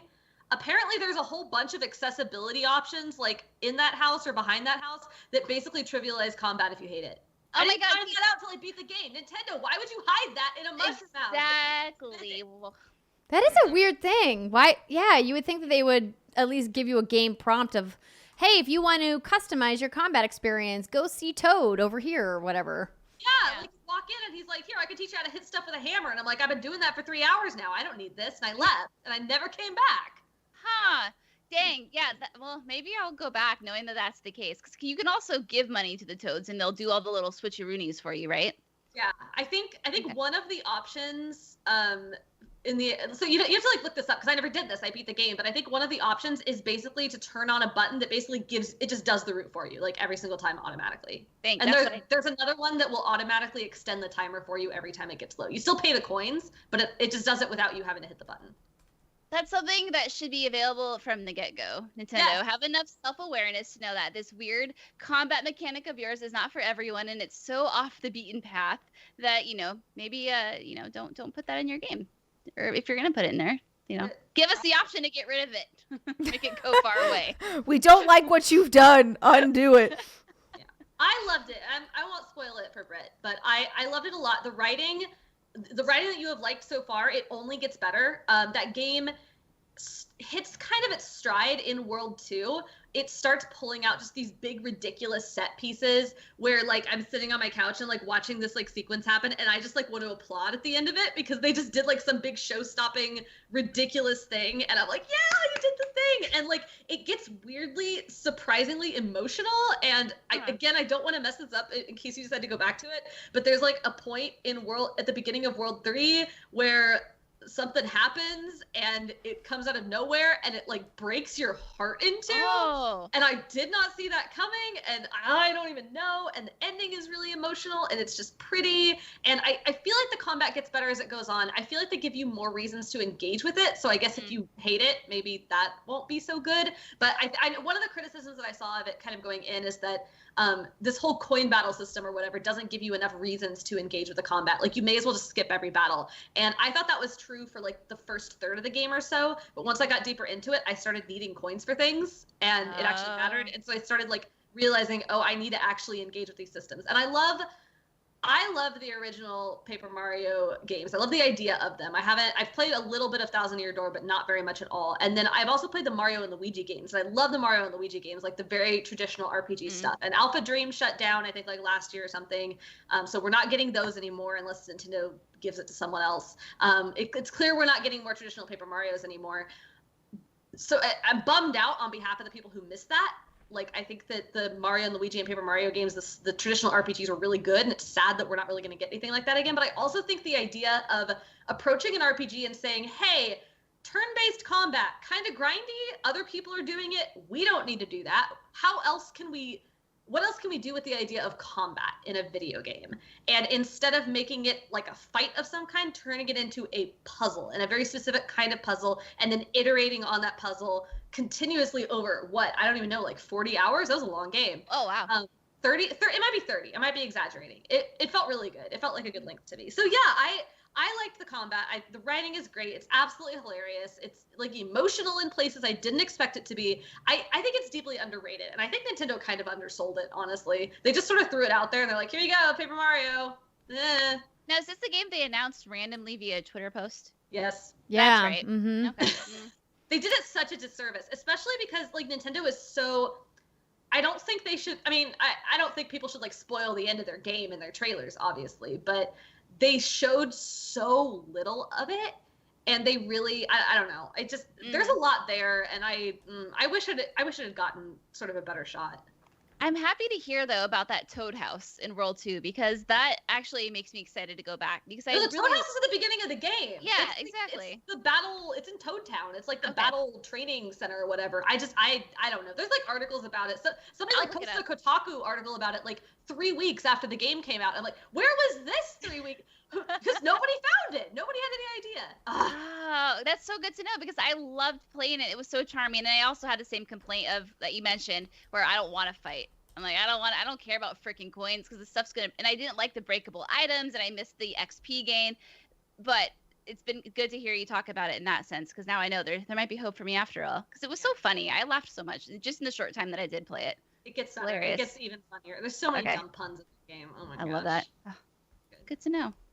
I think it's going to be one of those games that maybe people pick up and play later in the year when they maybe have a lull in their schedule of stuff that they're playing. Because I think those Paper Mario games in general are kind of timeless, that they don't really, age badly.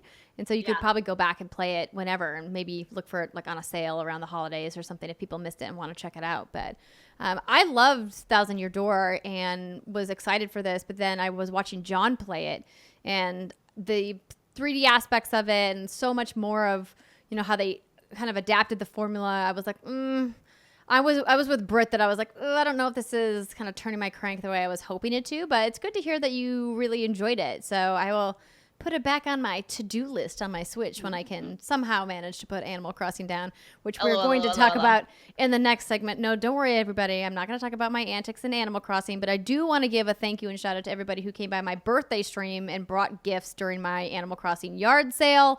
It was very fun. I didn't get rid of nearly as many things as I wanted to.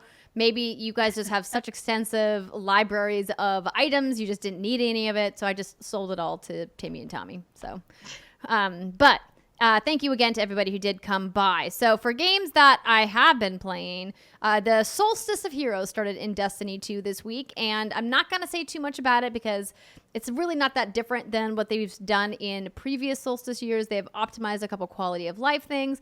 I'm excited to chase the new glowy armor. I streamed it this week, and if you guys want to watch me stream that, of course, turn our Twitch channel notifications on, twitch.tv/whatsgoodgames. But I did get my first crowns in Fall Guys Ultimate Knockout. Hey. Which I was very excited about. And Rebekah, you've been playing Fall Guys too.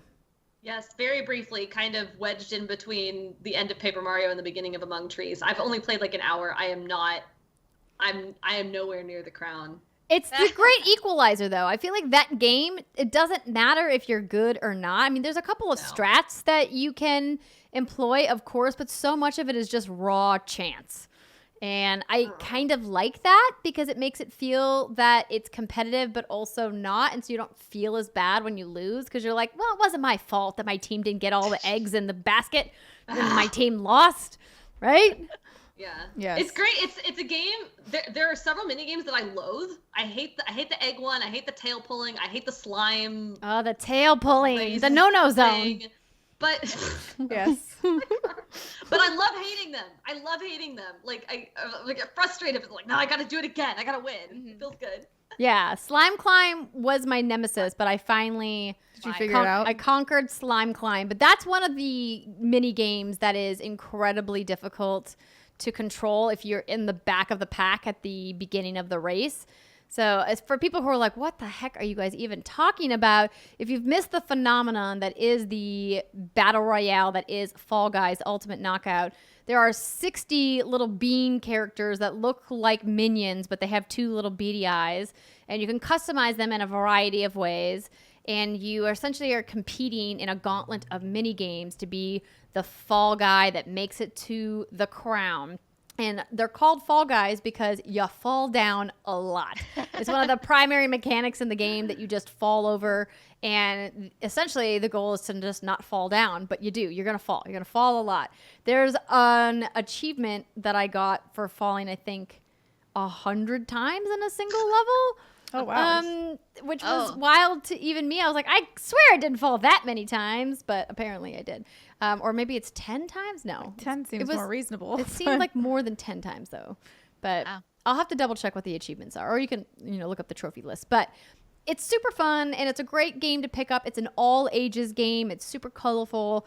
The team, at Mediatonic is doing, a great job with kind of kicking out new customizable things. I love their social media team trying to get all of these fast food brands to compete against each other with who's going to get the first, corporate customized skin in the game.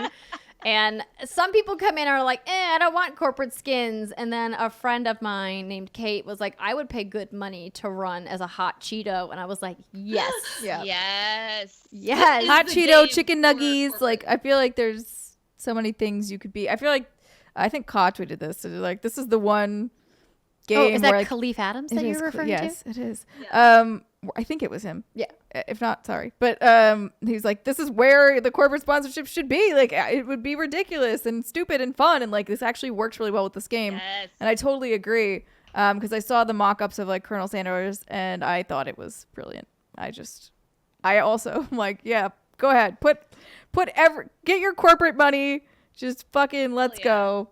Yeah, support a small indie team, right? Like this team, is a team I think that people are rooting for because they made such a wholesome game. We talked about it with Elise Willems on the Monday show when we showed some of these corporate mock-ups that fans are doing and that even some of these corporations marketing teams are doing. They're like, please, can we have a piece of the pie? Yeah. It's just great. It's great to see, they sold 2 million copies on Steam. I have to imagine they're in the millions of downloads on PlayStation Plus as well. Hopefully they'll announce those numbers in the future, but congrats to that team if you haven't gotten a chance to check it out. Fall Guys is tons of fun. Yeah. And on that note, we're going to take our last break of the show. When we come back, we're going to bring your questions to Rebekah Valentine. What are you going to ask her about? Hint, video games and writing about video games. Stick with us, everybody. We'll be right back.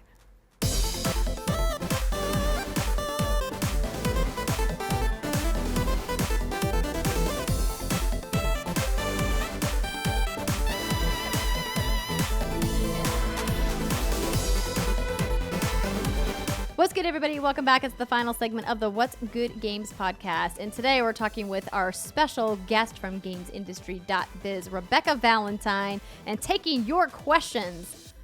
But before we get to that, I want to let you know this segment is brought to you by Omaha Steaks. Boy, oh boy, do I love a nice, juicy steak. Steimer, should we make steaks for dinner? Yes. Make some Omaha steaks for dinner. And when I think about steaks and grilling, I think summer. It's summer right now. Everybody likes hot dogs. They put chicken on the grill, all kinds of things. And Omaha Steaks has it all. Plus, the best part is that Omaha Steaks is offering a steakhouse grilling package with an exclusive offer just for What's Good Games listeners. So you guys know Omaha Steaks. If you want to take advantage of this fantastic deal, you've got to go to omahasteaks.com. Enter the code WGG into the search bar. It's super easy. And this week, Omaha Steaks is going to add 4 burgers and 4 gourmet jumbo franks to your order. That's right. You have to go to omahasteaks.com, type WGG in the search bar. And just for doing that, when you make your order, you're going to get 4 burgers and 4 jumbo franks added this week. So the package that they are pushing right now for our listeners is called the Grand Summer Grill Out Package. It lets you stay at home and eat like you're at the best steakhouse in town. We're talking Omaha Steaks, bacon-wrapped filet mignon, pork chops, chicken, kielbasa, and more delivered right to your door. You don't even need to put pants on, everybody. You get smoky, sweet bacon, fork-tender filet mignon, and all for much less than going out to a restaurant. And again, that pants bit cannot be overlooked. Visit omahasteaks.com and type in WGG into that search bar to get this package today, because Omaha Steaks aren't just steak, they're the best steaks of your life. Guaranteed, in fact. And don't forget, when you order the Grand Summer Grill Out package, you're going to get those 4 jumbo franks and 4 Omaha Steak burgers free to complete your steakhouse experience. Visit omahasteaks.com and type WGG into the search bar to get your shop grill packs today. Now, you guys, I just can't talk enough about how much I love Omaha Steaks. Like, these deals are so good, you guys. If you like steaks at all and you like other grilled meats, like, I can't encourage you enough to take advantage of this offer. Seriously, delicious. Now I want to go eat, but I can't. Not right now. Soon, because TM. Now we're going to take questions from you for our special guest, Rebekah. I do not want to, I don't mean to be like, but first, but I realized after the show on Monday when Brittany and I were talking with Elise about the new Facebook gaming feud with Apple. I was on the show. Yes, Steimer also made her debut on What's Good Games Live. Poor Steimer. I just always forgotten. It's just the story of my life. Not even me. You're not forgotten, Steimer. Always. Never. Never. We forgot to mention Will Cullum's email. So you guys may remember on last week's episode, we had a reader mail question from Will, and he made a comment saying that I think I'm going to leave my Apple phone behind because of this xCloud business where Microsoft can't put Project xCloud on, or Xbox Game Pass on my iOS device. And so we asked Will, would you mind expanding upon why this service would make you leave the iOS ecosystem behind. And so Will wrote us an email, and I would like to read it very quickly. Will writes, "Good morning, ladies. This is Will, come from Patreon, that submitted the question and remark about leaving Apple due to their strict anti-competitive practices, specifically regarding xCloud and Stadia not being allowed on their marketplace. Apple has done this for years, so this wasn't a shock. But when is enough enough? I have been in the Apple ecosystem for most of my life," and he puts in parentheses 38. "I've been a gamer longer. I fully expect something to be worked out, if nothing more, for the US market, which Apple has 47%. But either way, if this isn't resolved, this is now a purchase decision when it is time for me to upgrade or get a new phone or tablet." In parentheses again, "The Surface Book is a lot more attractive now. Everyone has a straw, and this one would be mine. Thank you for taking my question and all the continued content you are making there at WGG." Well, thank you, Will. And we discovered that, Will, you are not alone. Several people came out to show their support for this decision in leaving the iOS ecosystem in the face of what is happening with Apple. But I don't want to go down that rabbit hole because we've been there plenty of times over the last week. Instead, I would like to go to some of your questions for Rebekah. And the first one is from Desmond Johnson. "My teenage kids want to know who your favorite Animal Crossing villagers are." I think it's more of a generic question for all of us, but I know, Rebekah, you've been on a hunt for villagers. And I want to know, too, Desmond, it's okay if you're teenagers and you want to know. There's no shame. If you've already answered this question and we missed it, sorry. No worries. Listen, I don't think we've answered this question. I don't think so either. So, Rebekah, who are your favorite villagers? Oh man, it's funny with Animal Crossing, right? Because everyone has a soft spot for the villagers that were like their first Animal Crossing game. Animal Crossing game. I thought you were gonna say your first on that game. I was like, no, not true. I did not care for the people I ended up with. No.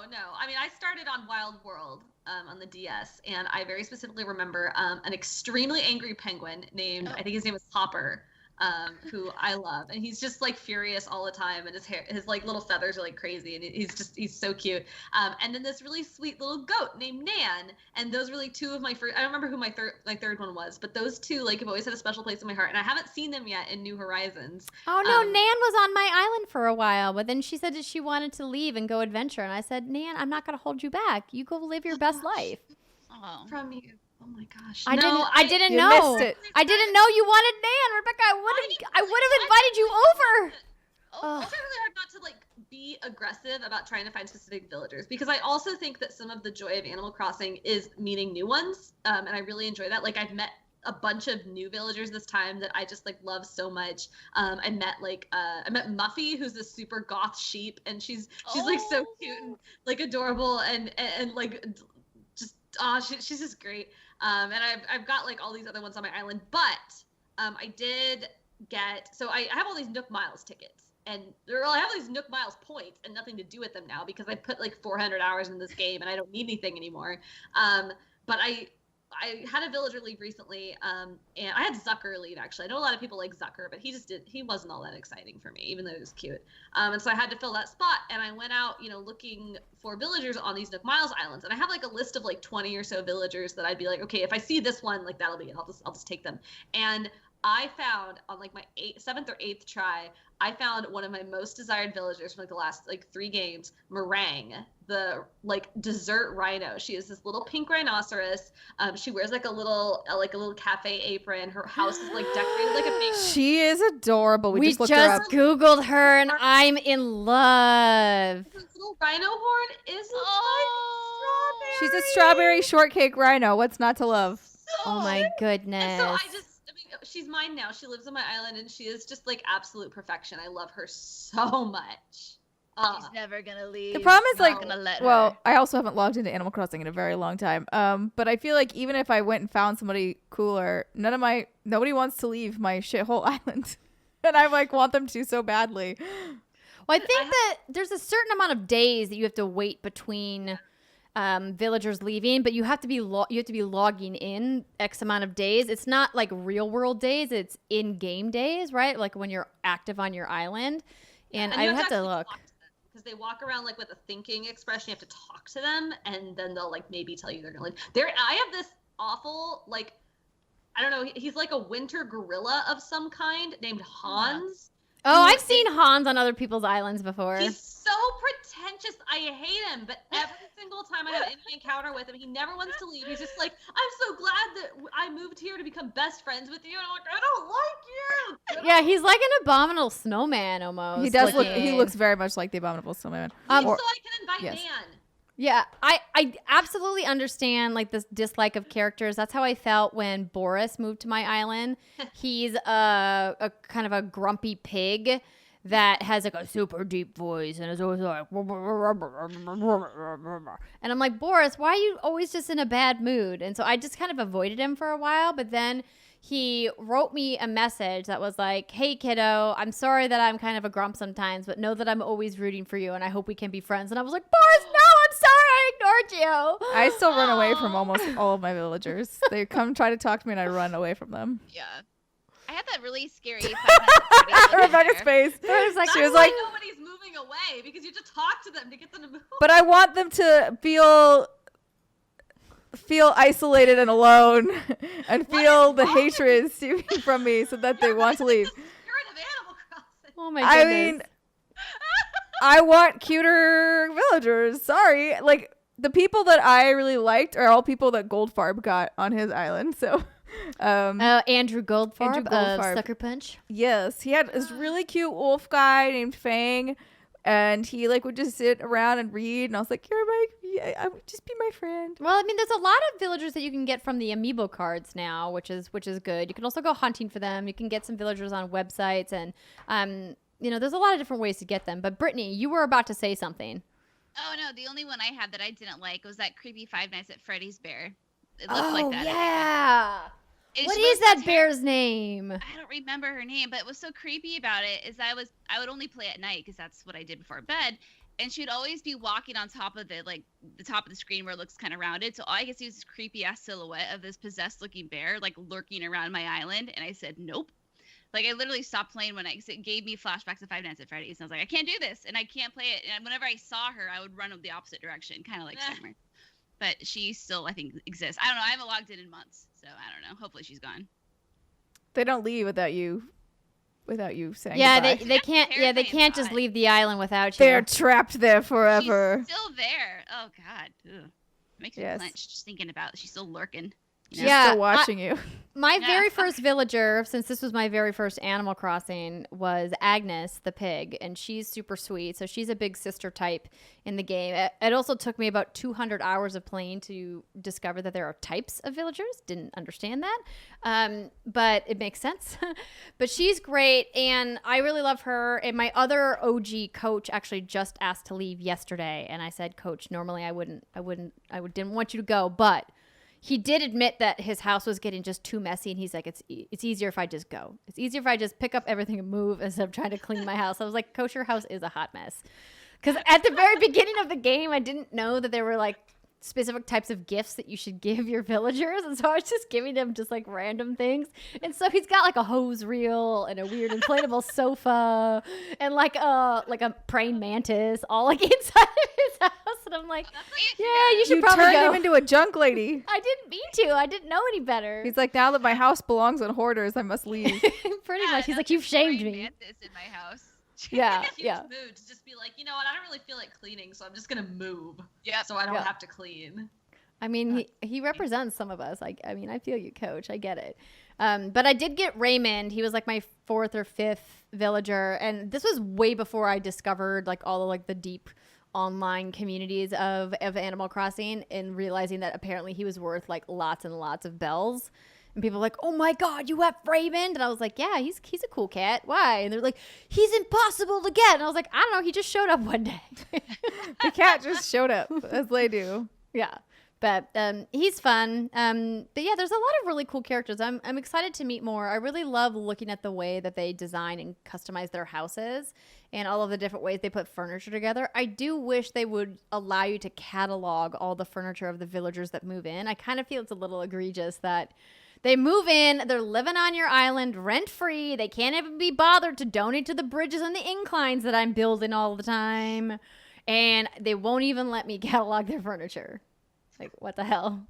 Anywho, don't get me started. I shouldn't talk more about Animal Crossing. This will be the rest of the segment. We have lots of more questions for you, Rebekah, like this one from Groovy Muse. Do you have any advice on how to start freelancing in games journalism? I have a degree in journalism, but I don't have much experience covering video games. Thank you. I enjoy all the work you do. Thanks. That's nice. It's hard. Games journalism is it's a super small field. There are not a lot of full-time jobs. You have to be good, but there are a lot of people who are very good, and so you also have to be very lucky. It has to be like the right time, and it's so hard. For freelancing, there are ways to get started. The thing that I would suggest is you want to have some kind of portfolio. So you said you have a degree in journalism. If you're already working in something that's kind of gaming adjacent, like entertainment or tech, something close to that, and you're already like doing journalism and have published work out there, then that might be enough to sort of like start going to websites that are looking for pitches and start pitching them at their emails. Just send them, ideas for stories that you want to do. There's lots of advice out there about how to pitch, but if you already kind of have that portfolio, then that's one way to do it. If you don't have a portfolio that's close to games or just don't have any writing out there, the best suggestion I actually have is to start like a Medium blog or a WordPress blog of your own and just start writing about games. Do the kind of writing that you want to do out there. There are websites that are out there that will prey on new games writers, that will try to get you to do a lot of work for them for free. And there's small sites that can't pay you very much, and that's fine. Like they're getting by on Patreons, like they're doing their best. But there's also a lot of like bigger sites out there that will ask for volunteer writers or for writers at like very low rates. And you get your portfolio out there, but you don't get paid, and they can afford to pay you. And so at that point, it's honestly better just to have your own little blog where you're writing about the things that you want to write about. And then when you go to pitch to websites that are out there looking for pitches, then you already have a portfolio to show them, and you can show them, hey, this is what my writing looks like. In terms of figuring out where to pitch, again, like it's kind of hard. I would recommend following the websites that you like to read, that you want to eventually pitch articles to. Follow them on Twitter, follow them on social media, and then follow their editors on social media as well, the people who you would presumably pitch to. The best way to sort of find out that websites are accepting articles is to watch them on social media and wait for them to ask. Usually, like a lot of places like Polygon and PC Gamer and IGN and GameSpot and places like that will put out tweets every so often, especially when there's a big game that's just come out. Like they've done stuff on Fortnite, but they'll be like, hey, we're looking for people to write about X. Here's the email you send it to. Here's a link to our pitching guidelines. And then once you kind of already know where to send pitches because you've seen something like that, then you can do it again in the future, and you already have kind of that connection and you know how to do it. So that's kind of like the very broad, like general advice I have. It is hard. It is really competitive. I think like the last thing I would say is if you can read a lot of games writing, read lots and lots of games writing, read lots of different types of it, read criticism, read journalism, read features, read lots of types of games writing, and then also read lots of things that are not games writing. That's how you get better at what you do. And the more different kinds of things that you read, the better you will get at the kinds of things that you want to write. So, that was all fantastic advice. Certainly something I would have said almost word for word. Rebekah, that was fantastic. I would just like piggyback to say that if you have a specialty, like if you have a beat, that you should lean into it. Like if you love esports, for example, or if you're really big specifically into farming sims, or if you like this one developer, if you're going to start your blog, make sure to include some of those pieces as well, because more and more now we're seeing segmentation happen instead of just general coverage, because as Rebekah said, there are very few jobs that are available for full-time writers, and so freelancers generally get picked up for more of those fringe jobs that are specialty. Like I can't say what game we were playing this week, but I was playing a game this week that I'm going to be able to talk about next week, and it's a game that has some writers that are devoted to this particular franchise, and getting to talk to some of those writers was really helpful for me as somebody who likes this game but doesn't follow this game religiously. And those jobs are available, it's particularly more in the freelance field. And so I would look at games like that. I think live service games in particular are some of those better games to look for as well. So if there's like a live service game that you like following, maybe look at becoming, a beat writer for that as well. So yeah, that's really in demand. Great question, Groovy Muse. Next question is from Lauren. Now, this question is for indie queen Rebekah. It seems the games media often piles onto big prestige AAA releases like Ghost of Tsushima or The Last of Us Part 2, but indie game coverage is often really spotty, or the game's trailers or releases get mentioned, but the games themselves never really played or discussed. What do you think would help the media give more indie games a chance? And do you think the situation is at least better now than it was 5 or so years ago? Oh man, I'm gonna be a downer. It's so hard. Okay. Honestly, this the singular answer for what would help get, at least on the journalism side, what would get more indie games coverage is websites need more money. Like that's literally it. Like it's easy to drag on websites for that thing they did was clickbait, but literally we need clicks to survive. Yes. Websites that do Yes. games writing don't exist unless people click on their articles and get ad revenue. It just doesn't happen. And the fact is that while yes, if you discover an indie gem and happen to write about it, it will get clicks and people will find it interesting. It will never, ever get as many clicks as an article, as a guide to how to find X thing in The Last of Us Part 2 will.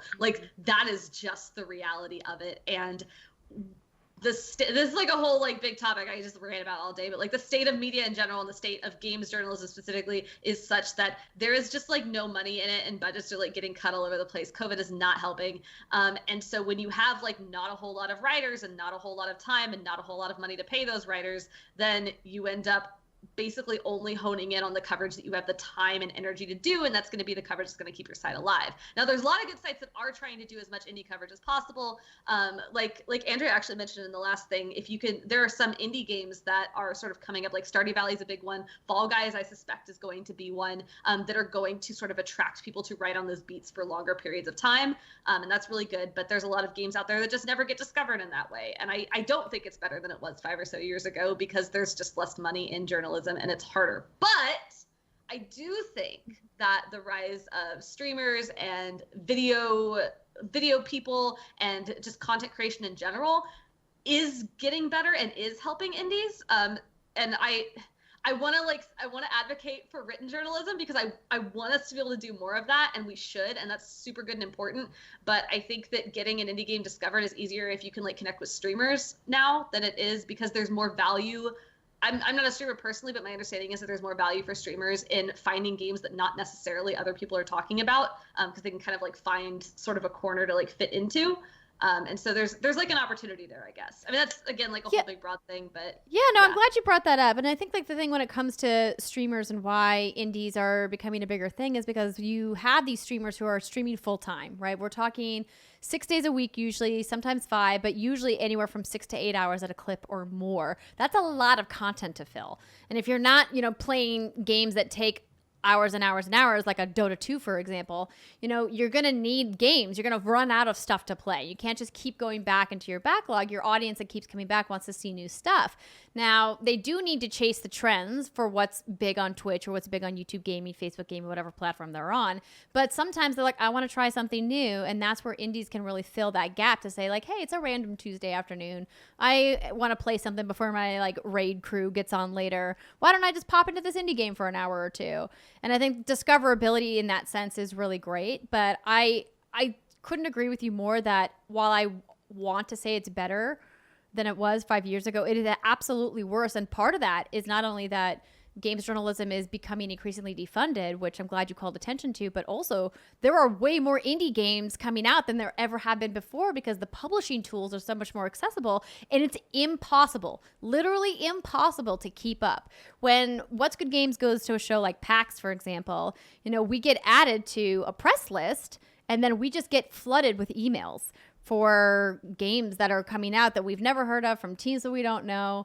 And it's impossible to respond to everybody and to play everything. And that's just the reality of the situation. And it's tough because you want to be able to find those gems. But as she said, you got to a certain extent, chase the clicks a little bit and hopefully find some balance. When I started at IGN, we reviewed every single game that came out in a month.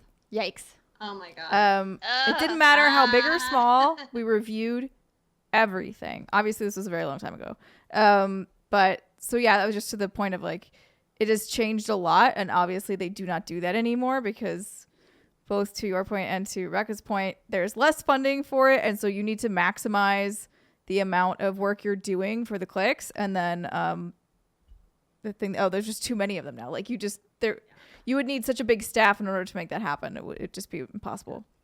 Yeah. The most common email that I get, like just like in terms of like category of press release, is, "Hey, we're launching our Kickstarter, our indie Kickstarter today. Can you cover it?" And yes, I can't. I am so sorry. There are so many of you. I cannot. And like, you might not get fun. I know the reason why you're reaching out to me is because you want me to cover it so you can get more attention on your Kickstarter so that it will get funded. But literally everyone else is doing the same thing at the exact same time as you. And like, I do not have time to no one has time to like sift through every single one of these and figure out, okay, right, like which ones of these do we need? It's so hard. It's so hard. I feel for them. I feel so bad. I feel so bad too because we get those a lot too, and you want to see these hopes and dreams come to reality and come to fruition. Right, but remember that time where everyone was covering Kickstarter because what was it? What game was it that Double Fine? Yeah. Costume Quest? No, it's not Costume Quest. It was the one with Elijah Wood, and I'm blanking on the name. Broken Age. Broken Age. Broken Age. Yes. I don't know. Hold on, I'm looking it up. To the Google machine. To the Google machine. But yeah, there was a time when I think covering, and I mean certain Kickstarters I'm very excited to still talk about, but yeah, no, I know. Broken Age was the second one, maybe. No, there was 2 points. It's the same game. Small team. Oh yeah, no, it was Broken Age, 2013. Oh, wow. Yes. It also makes me miss like PAXs and stuff because that was where I would go, and I would go to like the indie mega booth, which is now on hiatus, and like the indie mini booth even, and see like these like little games that like I probably never would have got. Like I probably got an email about it somewhere, but like I might not have like really paid attention to it before, and I could just walk around and see like these little glimpses of gameplay, and I end up picking up like 20 new indie games that I never would have heard of otherwise, just from sort of walking around and playing little bits of things. Some of the best co-op games that I've played with my husband Jason have been indie games like that you do see. Like right now we're playing Heroes of Hammerwatch, which is fucking phenomenal, and playing Hammerwatch and playing there's a few I'm blanking on all the names. I have memory like Steimer today, but there's some really really good ones out there. Wow. And, just threw you under the bus. What else is new? Steimer, you wound me. But anyway, I digress. I forgot where I was going with that. We were talking about Heroes of Hammerwatch and playing co-op indie games and how some of the best games you play co-op with your husband are your indies. Perfect. Put a period. on End it. of sentence. Move on. Yeah. Yep. Well, I do want to tie this into the final question, which is from Moon. It says, "Hi, ladies. Hi, Rebekah. Super looking forward to hearing from Rebekah on the show. My question, every time I get into games like Tilu or Ghost of Tsushima," everyone's calling out Sony today, "I find them surprisingly conservative, and I always find myself bouncing back to the creativity of indie games. What are some of the recent indie games you wish the AAA industry took some lessons from in terms of pushing the medium forward?" Oh man, going back to like thinking about games I played at like Indie Mega Booth and Indie Mini Booth, it's hard, right? Because if people are gonna invest like millions of dollars into making this big AAA game, they don't want to take risks. Like your investors don't want you to take risks. They know that like this very typical like action RPG or shooter formula like works, and they're not going to take risks. And so that's why we're just gonna see the same thing over and over with maybe like one like tiny little risk like stuck in over here. Probably Nintendo did it or something. So like there's so much more room in indies. I think the thing that I think back to when I look at indies is like I look at the verbs. Like what is the thing that I am doing in the game? And it is so much more interesting when that verb is not run, jump, and shoot or stab. Which is not like to like slam on violence in games necessarily, because like I play mostly peaceful games, but like I play games where like you like shoot people or whatever too. But I love games where the verb is something interesting. So there's a game I played at the Indie Mini Booth at PAX East before everything shut down. It was called Evergreen Blues. And it is this little game where there's just these two little characters sitting on stage, and it's just them singing.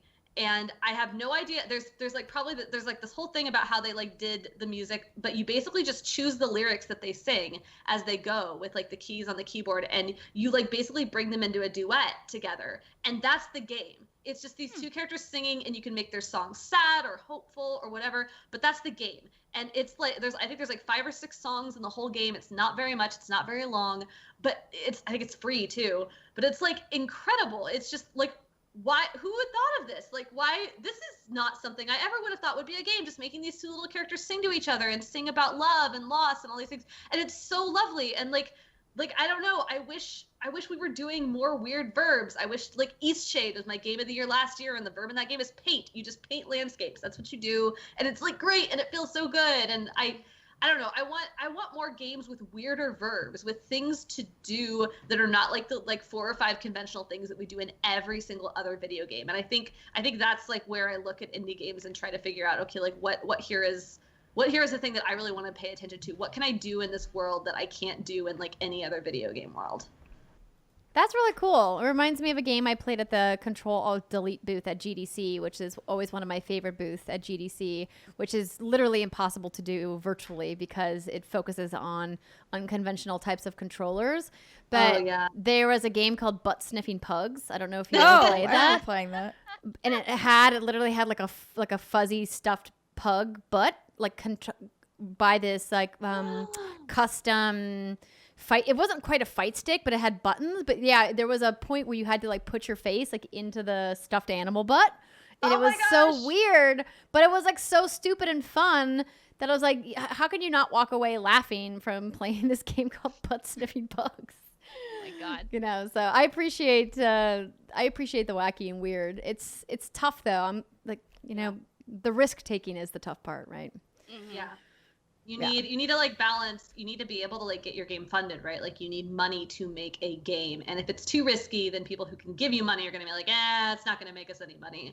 So you kind of need, there's inherently like some level of either trust that has to already be built. Like maybe you've shipped like a couple really good games already. And so people are more like, oh, we know you've already done good work. We'll give you money. Or you have to be basically entirely self-funded to do just really wild out there shit. Yeah.